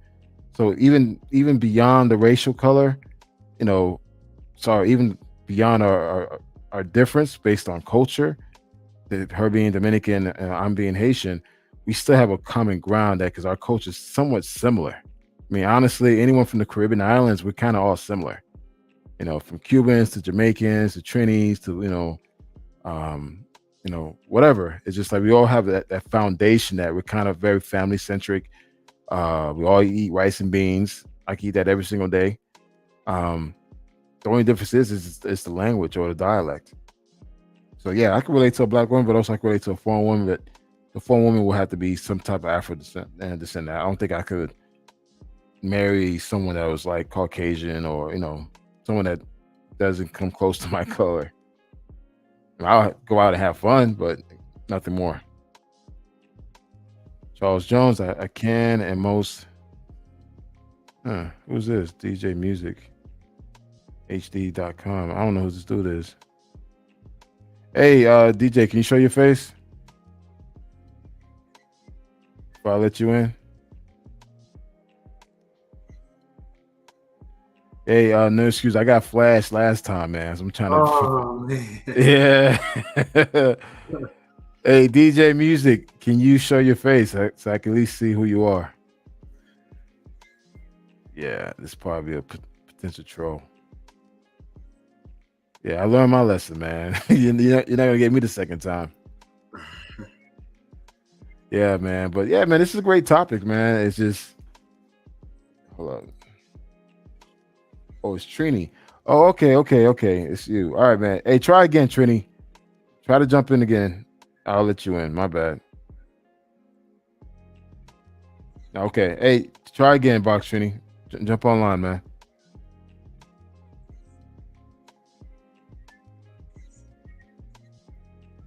Yeah, but okay, let's see what happens.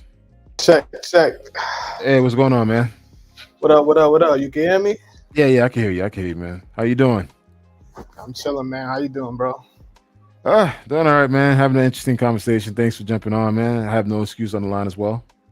Yeah, I'm listening to. I'm like, yo, let me not get my other channel banned for some reason.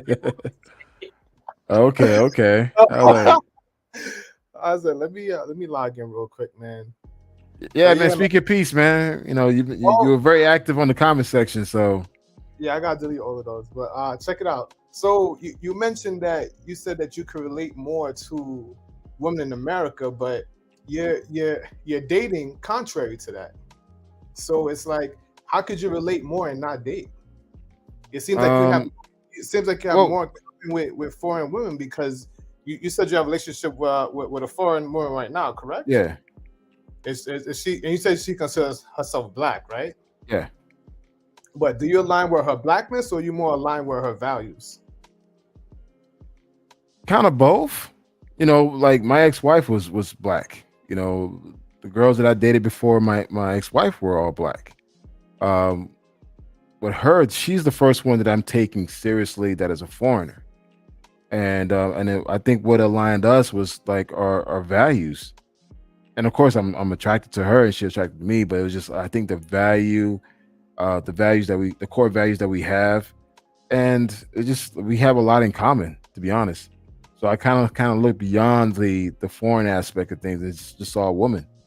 But I know that it'll be a lot difficult for me if it was a Russian or a German, that I had to okay, I got to look beyond this and see what else we could actually find in common besides the values or whatever. But I know for a fact that I always would like to date someone that is black or Afro descendant or whatever. Yeah, but I was specifically talking about American black women. Yeah, so, my ex-wife was American black woman. 10 years. Married 10 years. She gave me 2 sons. So I go ahead. But you mentioned the value. So it seems like you align with the values of foreign women, because do you date in America right now? No, I'm not dating anybody. I'm dating one person, which is a foreigner. No, I'm saying, are you dating in America seriously? No, I'm not dating anyone in America. Okay. Once I decided, hey, listen, I want to make it official between us, that's it. I stopped dating. Would you? Yeah, I'm telling you that I'm doing that now. I stopped dating. Stop dating America and just date her. Okay, so let me rephrase. Would you date an American woman now? Yeah, I would. Yeah. And you think that you align more values wise with American women? I'm not gonna say I align more. It's just I'll give her an opportunity. Now, granted, if there's certain things that we don't find attractive for each other, then I won't date her. I mean, regardless if she's foreign or American. My thing is, are we compatible? Or I mean, do I like speaking to you? Do I like being around you? I don't care if you're foreign or domestic. That's my thing. But yeah, I was dating American women before I decided to take this one serious. But it just didn't work out. I don't know. To me, I hear what you're saying, but to me, it sounds like you relate more to foreign women than you would someone in America. Even though it's like the same background and you grew up in America and same skin complexion, but I think your values and your core tradition is more based on a more, foreign mindset than American mindset. Well, my ex-wife, her family's from Mississippi, so she's like a Southern belle, and I was attracted to that because that Southern hospitality is kind of aligned to my Caribbean, like the whole Caribbean background as well, being nice and just the whole family being the centric value of the relationship and everything else. But that's what made me be attracted to her. She reminded of my mother so much, my ex-wife. That's what drew me to her. Even though my mother's Haitian, she's African American. So it was really the value and the way she carried herself, man, that made me fall in love with her. And we decided to get married and have 2 kids. Now it's just someone else. It's just now that someone else is foreign. The core values are still there. Like in regards, if I were to put both of them together, they both share a similar foundation, but it just one didn't work out. I mean, like anything else in life, if things don't work out, you try to fix it. If it can't be fixed, you got to go your separate ways. Because I'm trying to nail you down here, but what's the likelihood of you finding those values? Someone stateside, or someone? I could find those. Look, all right, I could find those values here in this country. No. I said what's more likely. Don't tell me you can look for a unicorn, because I agree. Unicorns. Well, I mean, it's really based. Okay, what's more than likely? I think I have more likely. If I'm willing to find it, I have probably a higher, greater chance of finding it here because I live here. The only time overseas when I'm traveling, but I have a life here, so I'm more inclined to meet someone that probably shares similar value because I'm constantly going out and I'm more exposed to different women. Now, if I'm constantly living overseas, then yeah, I have a greater chance of finding that overseas. But I live here. Oh my God. You're basing on where your location is. I'm talking about in general. I think it doesn't matter. Okay, it doesn't matter. I think me living within the United States, I have a higher probability chance of finding that here. Barring location. You have to you could live anywhere. Barring location. Okay. I could still find it here. That's the point. I mean, what's more likely? He's saying like, out of all the countries that you've been to, which country are you more likely to find what you're looking for? You know what I mean? Okay, all right. I mean, honestly, anything in the Caribbean and Africa, because me being Haitian and our culture and values are kind of similar. Thank you, Mr. Noix, because he was dancing around it like 10 No, minutes. I wasn't dancing. I wasn't clear. I wasn't clear. It's just, I mean, honestly, look, I live here, so I've dated. Majority of people that I dated in the past were African Americans, and the majority of the time, those relationships were great relationships. But I was the problem. I was the one that was being a knucklehead. I'll be honest with you. I fucked up those relationships. Even my ex, even my marriage. I take accountability for that. I take full accountability. To this day, it's funny. We have great co-parenting skills.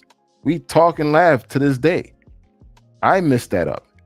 So it's just like, it just happened that, I found someone else that is overseas, but I never closed the opportunity on any chance of finding that here in the United States. I never closed it.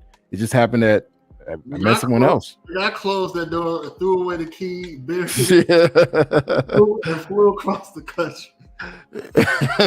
Yeah. I mean, just to answer your question, look, I'm not one of these guys that's like, hey, I'm done with American. No, that's not me. Like, honestly, if I was still single, like openly single, yeah, I'll still be dating here in Atlanta. Hell yeah. Dating, and hopefully if I find someone that matches the same values that I have, fuck it, I would definitely explore it. I would definitely do it. Listen, I'm not wrecking any man to date no American woman seriously. It's freaking fun only. That's it. Don't do it. I'm gonna stand on that square and say that. Okay, man, you have every right to say what you want to say. And it's Recreational use only. again, you have every right to say what you want. I mean, to feel the way you feel and say what you say, man. You have every right for that. Me personally, I would never close the door because I live here. If I were to find a woman here in the United States and who is American and we both match, yeah, I'll definitely explore it. But you gotta break up with your foreign woman first, right? Huh? You gotta break up with your foreign woman first, right? Yeah, definitely. I mean, if things don't work out between us, it's just like, all right, cool. I explore my options. Man, I would travel to every country twice before I would even give an American relationship. You feel me? Well, I mean, again, guys, you're entitled to feel the way you do. I don't feel that way. Again, if I was single here in Atlanta, I would definitely probably be dating, hopefully meet the right person that kind of matches the same energy that I have, the same interests that I have, then definitely explore it. I'm not closing that opportunity. So you feel real optimistic about that? Extremely. Wow. All right. I mean, granted, I've traveled to a lot of countries. I met a lot of beautiful women that could be great wives, but also too, I meet women here that could be great wives as well. I just don't want to be one of these guys like, hey, I'm done with American women. That's not me, and I don't think that's ever going to be me. If things don't work out between me and the foreign, it's like, all right, cool. Let's see what's here. I'll give a person an opportunity. Would you give marriage another chance in the U.S.? Ooh, good question. No excuse. Yeah, I will. Yeah. You know what they say, right? A person fucked me one time. Shame. Yeah, but you know what? It's life, man. I mean, I'm not one of these guys gonna say, hey, I'm not gonna marry in the States anymore. I'm gonna live overseas. That's not realistic. So if I were to find someone and things work out between us, and I feel like, hey, I want to marry this person, yeah, I'll marry that person and live in the States.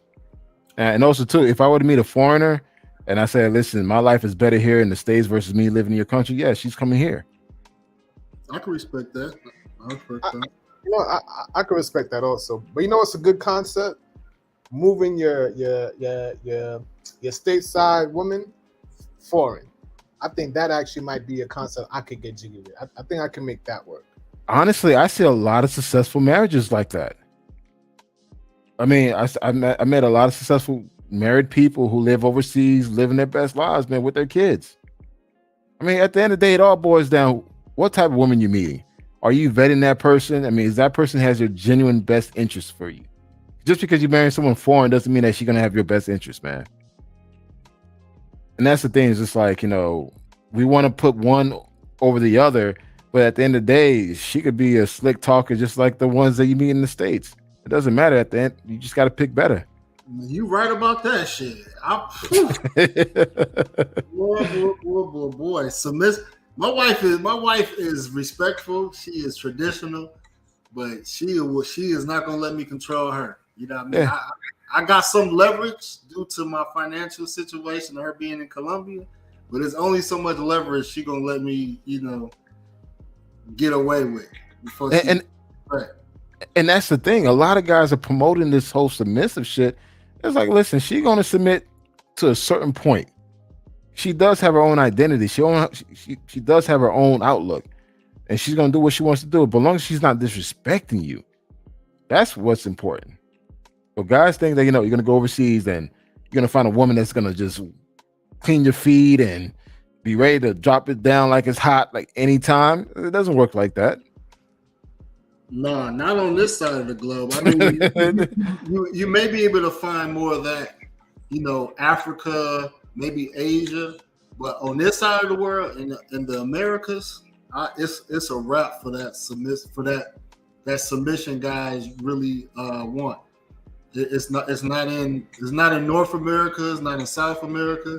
You got better chances. One, if you're Muslim, you got more opportunities. If you're Muslim, well, see, then there you go. So it's really based on religion. I mean, based on what you're saying. Africa, South Africa isn't Muslim, but it's a lot, or Tanzania. There's a lot of submissive women in Africa, but that's like I said, that's on a whole other side of the world. And then Asia. Go ahead. But my thing is the submissions out of fear or out of respect? I would say in fear, because we know what goes down in Africa with the whole femicide. Brazil, Colombia, Dominican Republic, their whole femicide rates are really high in those countries. Mexico. So are women being submissive based on fear or out of respect? Well, I'm not even talking about submissive in Latin America because I'm saying that's a wrap. I'm saying if guys looking for some submissive women, I would say Africa or Asia. Okay. Well, hey, Trini, you're actually in Trinidad, right? I mean, not Trinidad, Thailand, right? Listen, here's my thing, right? I just heard Mr. No Excuse talk, and I'm like, he just said it's a rap looking for submission in the U.S. And I'm like, yo, why does the Black American man have to settle for less? But he also said that it's a rap in South America too. I mean, I agree, but I don't think the South Americans, that the locals get less submission. I think that will only apply to us. Break that down. Yeah. All right. When you say femicide, right? Because femicide, femicide happens in the U.S. as well, right? We can argue that, right? But the difference is, in those countries, they don't really prosecute as hard or look as hard, or they'll be like, all right, another chica dead, we'll be all right? So, but those are locals that's doing. That's not American men going there and committing femicide, right?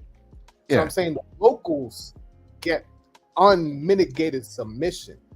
A Mexican, no, not to go against any particular country, but someone crossing the border gets unmitigated submission, non-conditional submission, and Black men have to accept we can get submission in America. Forget about it. You're lucky if she bring you food at a barbecue.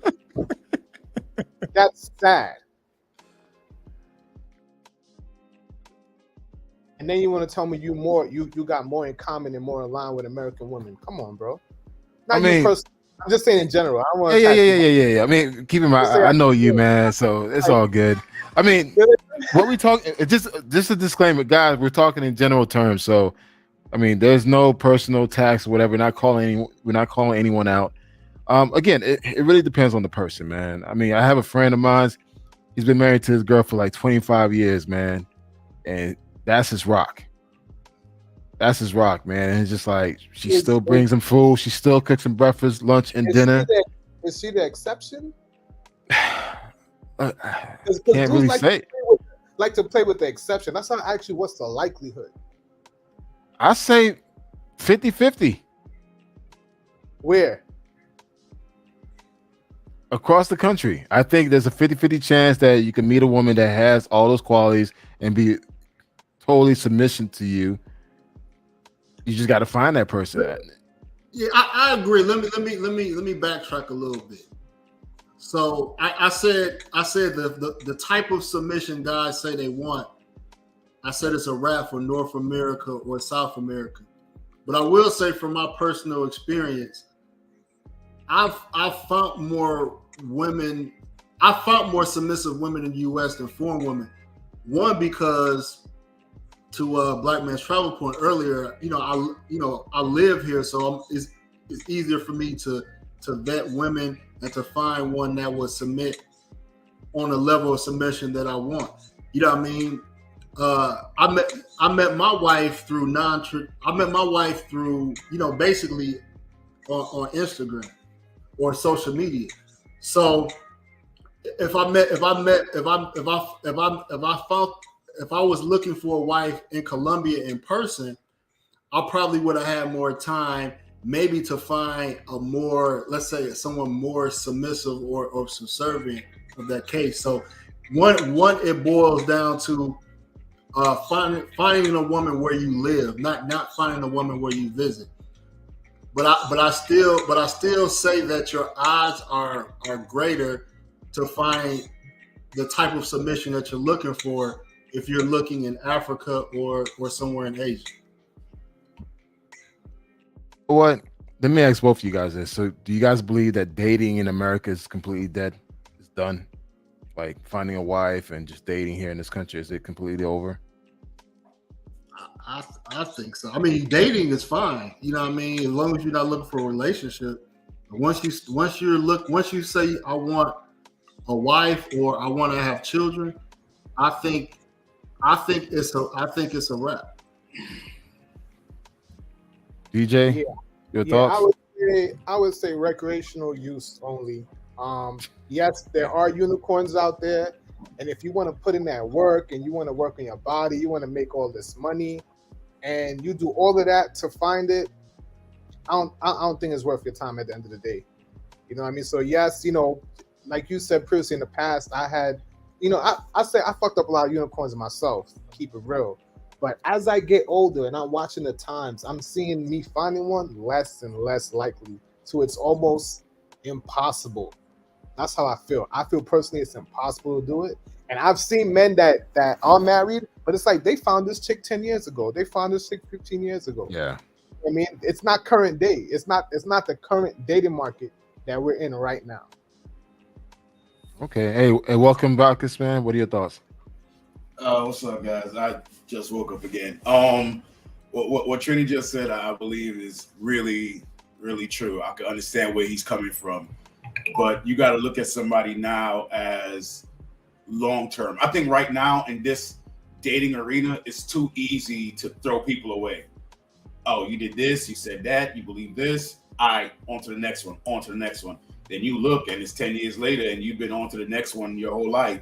How do you really build with somebody? One thing that I believe that the late great Kevin Samuels used to say is life is about people. You can attest that your life is better with the people that you allow to be in your life, your friends, your close circle, etc.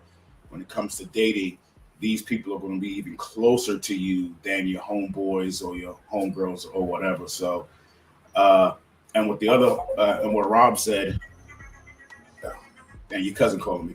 What Rob said, it's date where you live, not where you visit. That's very true. I gotta take this call. I'll be back.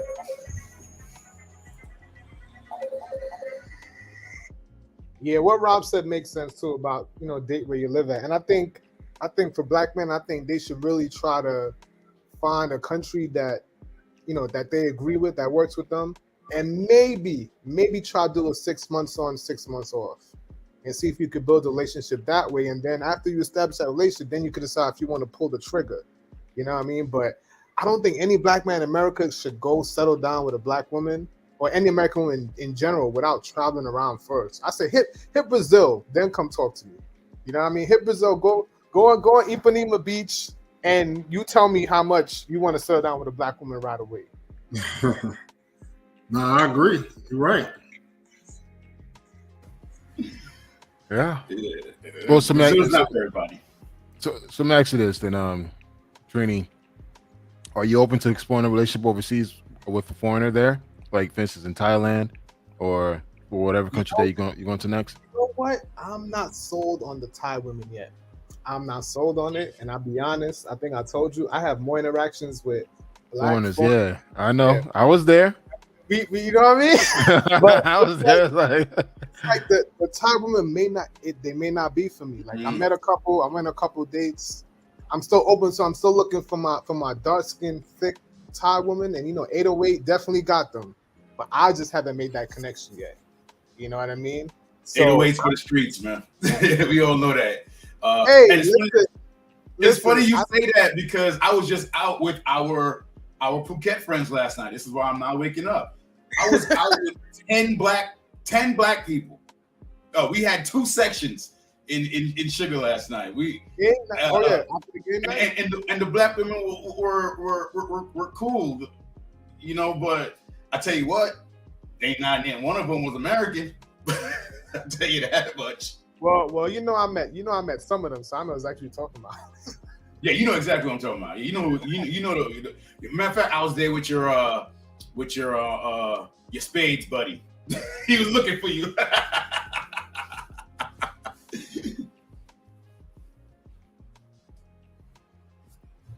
So basically, you're not quite sold yet on Thailand as far as pursuing a relationship out there, right? Nah, and actually, you met that girl from Bangkok, from Ghana. Yeah. That's not a real situation, but I was attracted to her. You know what I mean? Yeah. Even the girl that you end up with, I was actually more attracted to her more than anything. But it is, Swaziland, right? If I'm not mistaken, right? Yeah. No. She was South African. She's out. Yeah, but was she from Swaziland or not? Because I remember her saying that she's from Swaziland. I think so. Yeah. South Africa, right? I think so. But I think I would have to go to Africa first before I really make a decision. You know what I mean? And I'm really thinking about making a visit there soon too. Just so I know where I stand in the world. Because honestly, for me to make a decision, I need to be educated on all the women, all the cultures of the world before I go, commit myself to anything permanent. So based on the countries that you've been to, which country would you say have a good chance of you creating a relationship or having a relationship there? If I could freaking learn Portuguese, it would definitely be Brazil. But I know I'm too lazy to learn Portuguese. So my Brazilian would have to already speak English or maybe be in America somewhere. And if I had to choose between, it would be probably Brazil or believe it or not, it would have to be maybe like someone from the Caribbean, DR, Trinidad, something like that. That more aligns with me. I mean, it's still difficult as hell and they're Americanized as hell, but I can see myself looking for that unicorn. You know what I mean? Okay. But the United States, no chance at all. Recreational use only, and she would have to. I'm not gonna look for a unicorn in the United States. Those days are over with. She's gonna have to come to me and like fall on her knees by mistake or something like that. Like that's the only way I can see that happening. She'd have to bang on my door on some shit. Be like, yo, listen, I'm different from these other women. I'm gonna do this, that. She gotta come with a plan to win me over. I'm not chasing no American woman, looking for no unicorn. Recreational use only. I'm not gonna be like one of those people that stay in the crib. Yeah, we dating. I'm going to the club. We gonna hang out. But serious? Anything serious? Nah, man. That's crazy. That's insanity. I'm curious to know why. If you don't mind answer that question. What changed everything for you that made you come to this conclusion that, you know what, I am done. And you too, no excuse. Like, what was your turning point when you say, you know what, I'm done. I'm gonna just take my talents overseas and just focus on that. I'm just curious out of you two. You know what? Obviously I'm from Trinidad. I grew up in Trinidad like half my life. So I'm used to women treating men in a certain type of respect and a certain type of submission, not slavery. I think people always go to the extreme that is slavery and all this type of stuff. But I've seen my grandparents. I think most of us grandparents are probably models for what we would want in a traditional relationship. Pops works, grandpops work. Grandpa got all the respect in the world. Ain't nobody disrespecting grandpops. Ain't nobody. Grandpops sit at the head of the table. Grandpops get the biggest piece of meat. Grandpops eats first.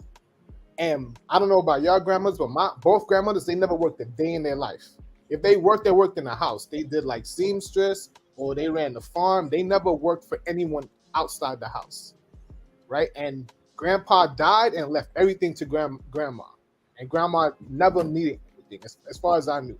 And grandpa got that respect. When grandpa walked home, he get his slippers, he get his pipe if he smoked, he got his hot food, he gets breakfast in the morning. I'm used to that. But in response, grandma never worked. Grandpa took up all the bills, took care of everything. And I think that's what I want growing up. And unfortunately, my father and my mother, they was like, F the kids, we want happiness. They wasn't really worried about the family structure. So when you come to America, and I date these American women, and I realize that they don't have that point of reference to point to. They don't have the grandparents I have, or they don't even have the father. They don't even know their fathers. So they don't have that respect for men. So for me to try to educate them and win them over is a losing battle. I'm all about save yourself, black man. Don't try to save everybody. You save yourself. You build your legacy, your family in the least possible way ever. I always tell people dating in America is like dating on Legendary in a fucking video game. You doing the most to get to the same achievement that you go on easy mode. And when I say easy, not like, you don't have to be a man and all that stuff. Easy being that you're taking the rockiest road, bro. When everybody else in every other culture is freaking taking the bus. You there climbing up mountains, doing Superman shit, and everyone else is taking easy pass. You know what I mean? So I'm like, do what's best for yourself. Save yourself, black man. You save the black family by building another black family. And sad without a black family. Wow. No excuse. What's your thoughts on that? What was your turning point when you decided, you know what, hey, I'm done? I'm curious to know. It's like once you feel like, you know what, I'm done, I'm gonna find a wife overseas. Man, I'm big on statistics, man. Numbers don't lie, man. So the first thing I looked at when I was looking at these countries was the divorce rate. I was like, there's no way in hell I'm going to invest in a country that has a divorce rate comparable to the United States. So I had a child, and I had a child, and that child had to been raised in a single mother. My son was raised in a single parent household. I don't want that again. So I said I have to go to a country where I feel like there's a higher likelihood that me and this woman will be together to raise a child. And so I'm big on, I always wanted to get married. I never want to imagine going through a divorce. And so, I wanted to go somewhere where the odds were in my favor. And, for my research, it was like Colombia. It was pretty much most of the Latin American countries, had lower divorce rates than the U.S. So that was pretty much the main reason, because I was able to meet women in the United States for the most part.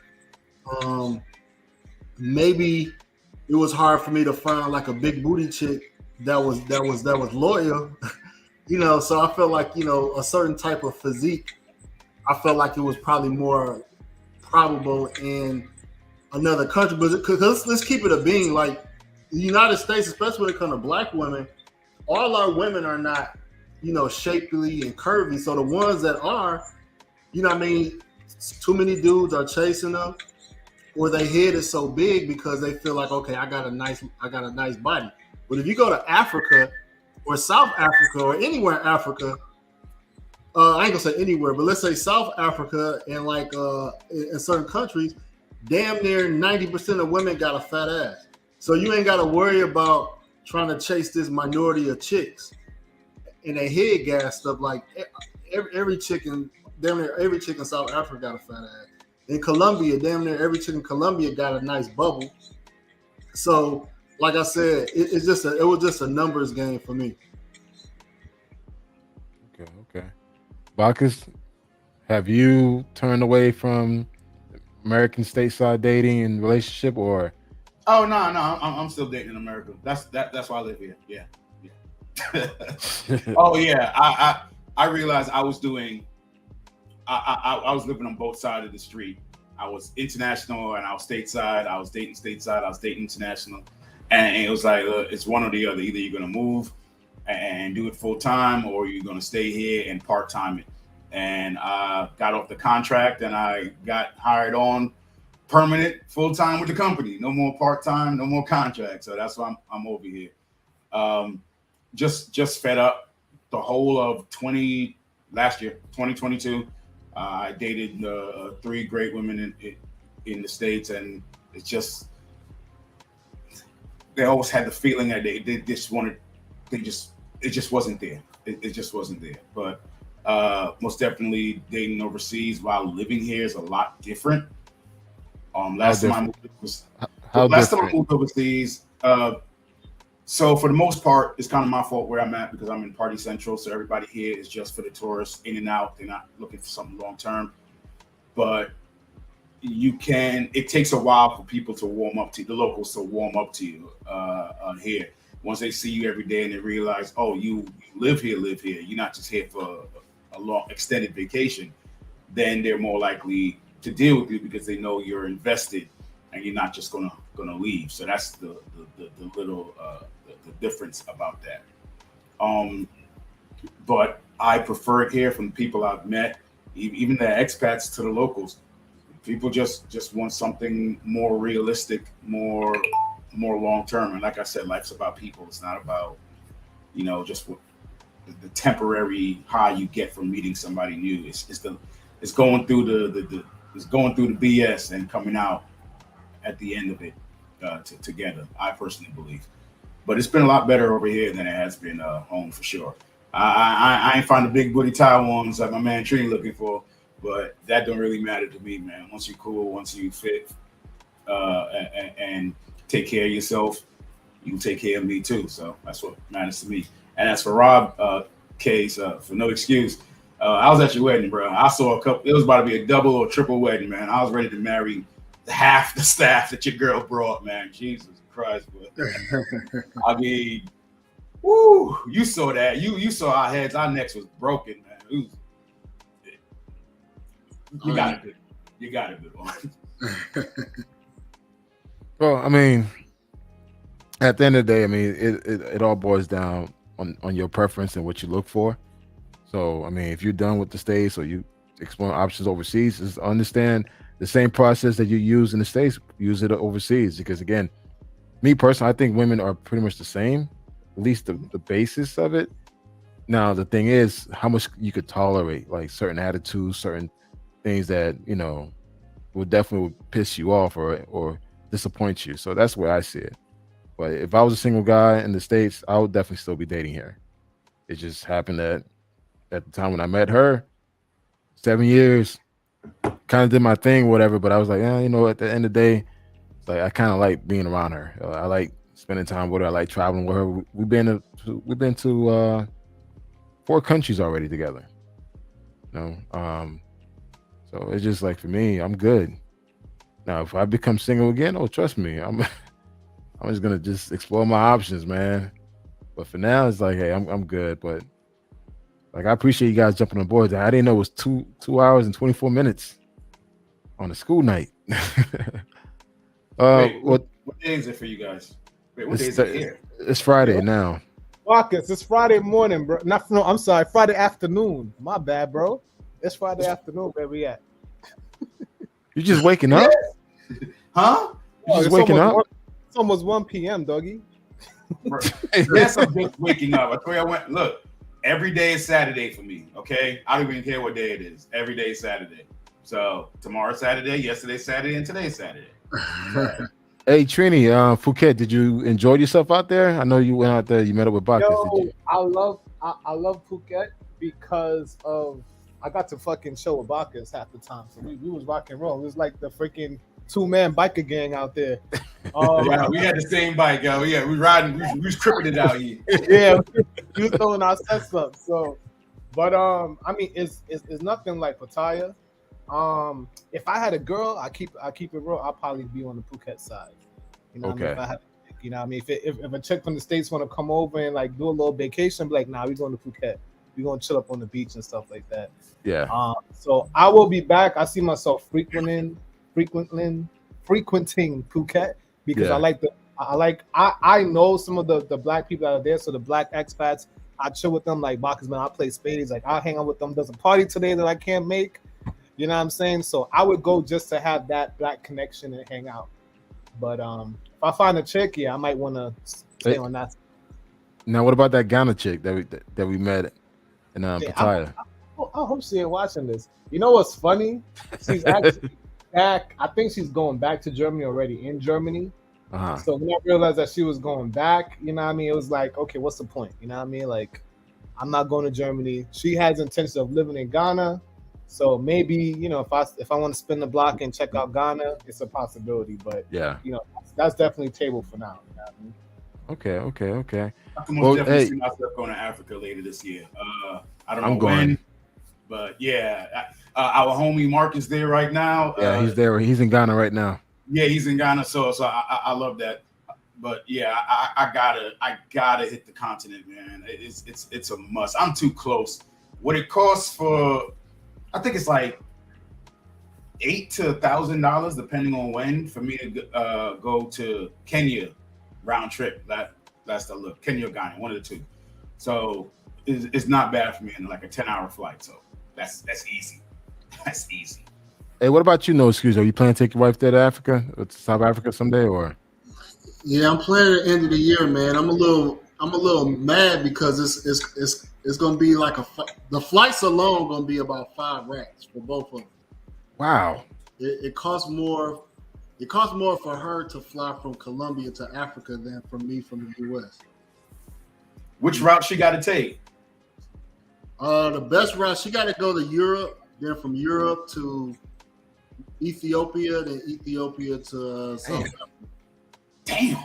She's gonna be trained by the time she gets to South Africa. My best bet, honestly, man, how I do stuff like that when I see multiple stops is, like I said, I maximize my trip. So if I see a layover, what I'll do is I'll buy multiple tickets. So it'll be from point A to, let's say Amsterdam is a popular spot. So I'll spend a day or 2 days in Amsterdam, chill, sightsee, get that in, and then continue on, depending on the time. And it might cost you the same, if not a little bit less. So it might be something you might want to look into. You might want to meet her in this European country, do that for a day or two, and then move on. But it's all time and money. You got to do the best you can. But that's a good way to hop. I got my homeboy coming to Phuket from Atlanta. He's got a 15-hour layover in Istanbul. He already got his visa, so he's going to get out and do that. And then he's flying from Istanbul directly to Phuket. So, you can do something like that, maybe. I played around with that, and that's good advice. So I'm gonna have her fly to France because France is a hub, and since she always wanted to visit France, I'll let she could kick it there for a couple of days. Because I'm going to Africa first, so I got to see some countries. There's a lot of the countries that I'm going to. She got to get a visa, and I don't want to go through that process. So she's gonna meet me in Ethiopia. And then Ethiopia will go to South Africa, and I'm gonna hit Zimbabwe up as well. Yeah, I'm actually flying into Rwanda, so I'm doing the entire East Africa. So I'm doing Rwanda, Uganda, Kenya, and Tanzania, and that's in November. So you gotta do Mombasa. I can't remember. Mombasa. Yeah, that's the beach. It's I'm planning to do that. So what I'll do is when I fly into Kenya, I'll fly into Nairobi, spend a few days there, and I'll catch the train to Mombasa. I think the train is like 6 hours. So just do the train, so I get experience that speed bullet train, and go to Mombasa for a couple of days, then fly from Mombasa to Tanzania, from Tanzania to Zanzibar. That's one reason why I'm going to Tanzania. I want to see Zanzibar. That's what's up, man. We're going. Let's make 2023 about the motherland. How long is that train ride? From Nairobi to Mombasa, I think about 6 to 8 hours. See, the only thing I don't like about, don't get me wrong, I'm also planning on possibly going to Kenya via UAE, probably next month or the month after before I head back to the States. But the issue is, when it comes to the continent, it's a lack of pictures and the lack of video. Yeah. It's like people don't have anything to show. It's like I went Africa and like, tell me what happened. Show me some pictures. It'd be like a deer in headlights, and that always made me a little nervous. I'm like, okay, I get it. Ghana, Ghana had a Ghana festival, but they only show the festival. Yeah, that's true. Besides the landmarks, besides the 1 or 2 landmarks, and that's it. You don't see nothing else come out of there. And I'm like, yo, what's up with that? I think, Trini, you have to just YouTube, find the African YouTubers that go to those places, because like you said, right, like when I see Ghana, I only see festivals. I don't see how the nightlife is, how the everyday life, or the beach parties are. And I heard about them, but I don't see them, especially from Black travelers outside of Africa. So, nigga, you're trying to enjoy Africa, though. When I was in Africa, it was hard for me to make content because I was just trying to enjoy the moment, man. How long did you go to no excuse. How long did you go for, and where did you go? I'm just curious. So I've been to South Africa twice. I stayed a week each time. I've been to Johannesburg, Cape Town, Durban, and another city called Port Elizabeth, and then I went to Addis, Ethiopia. Yeah, and you spent a week in each one. God damn. Yeah. I know Durban. Has been on my bucket list a long time ago. I met an Australian that was from Durban. Durban has the highest population of Indians outside of India. And they have something called Thousand Hill or Mountain. Yeah, Thousand Hills. Hills, yeah. Like, that's drone territory for me right there. I gotta fly that. I gotta get that content. But yeah, no, it's good that you say that, because who knows, after this I might just go out there for like a month and just really try to get it in and get some. I'm gonna tell you this. Before I had South Africa as my number one country. I went to Johannesburg and Cape Town. Beautiful, man. Like No Excuse said, you having so much of a good time, man. You just trying to take everything all in. And bro, the women, oh my God. Like I'm constantly turning my head left and right. I'm like, damn. And the thing is, you can see a chick, right? Up top, she looks like real thin. Like, but next to you, she stands up and turn around, bow. You see this? I'm like, where the hell that came from, man? And you see that a lot in South Africa. You see that petite look frame up top, but next you know, you look down, man, she got the thighs, the hips, the butt, everything. And you know, they got the mohawks, the bald head look, the low cut look, you know, the low cut haircuts. I mean, it was really cool, man. The food was amazing too, and the energy, just people partying, being festive, listening to Afro beats out there. I mean, it was really cool, man. I really had a great time. I definitely recommend any guy that if you want to go to Africa for the first time, I say go to South Africa. That's a great place to break you in. So it's unanimous. Africa is this great place, but we don't got no pictures, video, nothing. It's just amazing. I got content. It's just content based. In general, I'm just saying that's everyone's experience. Everyone's experience. It's amazing. It's great. You have so much fun. But I got nothing to show for it. You got to go there for yourself. We're not gonna tell you shit about it. It's like y'all trying to keep it secret. You know what I mean? Like, to be honest, the algorithm don't push it. I posted a decent amount of South Africa content. So it's out there. Even Zoe went out there as well. He posted a lot of content. That's true. You know what? I don't see a lot of content coming from out of Africa. Maybe because we're in North America. I don't know. I just don't see it. Like even when Zoe went, when he went out there, he was producing a lot of content, but for some reason it doesn't come up. Guys ain't typing African in the search box. They typing fucking Colombia. Yeah. Well, hey guys, I'm gonna go ahead and close it out, man. If you guys want to close it out with your last word, I'll start you off with Bacchus. I'm going back to bed. All right, man. Go back to sleep, man. You crazy. Hey, Trini, your last word? Yeah, man. I got some editing to do. I don't even know why the hell I'm up here, but you know, I would say all black men, go around the world first. You know what I mean? Go sample everything. Get out your comfort zone. Leave your block. I'm definitely gonna tell you, get your passports. You know what I mean? Travel first before you start making permanent decisions. Yeah, I agree. I totally agree with that. No excuse, man.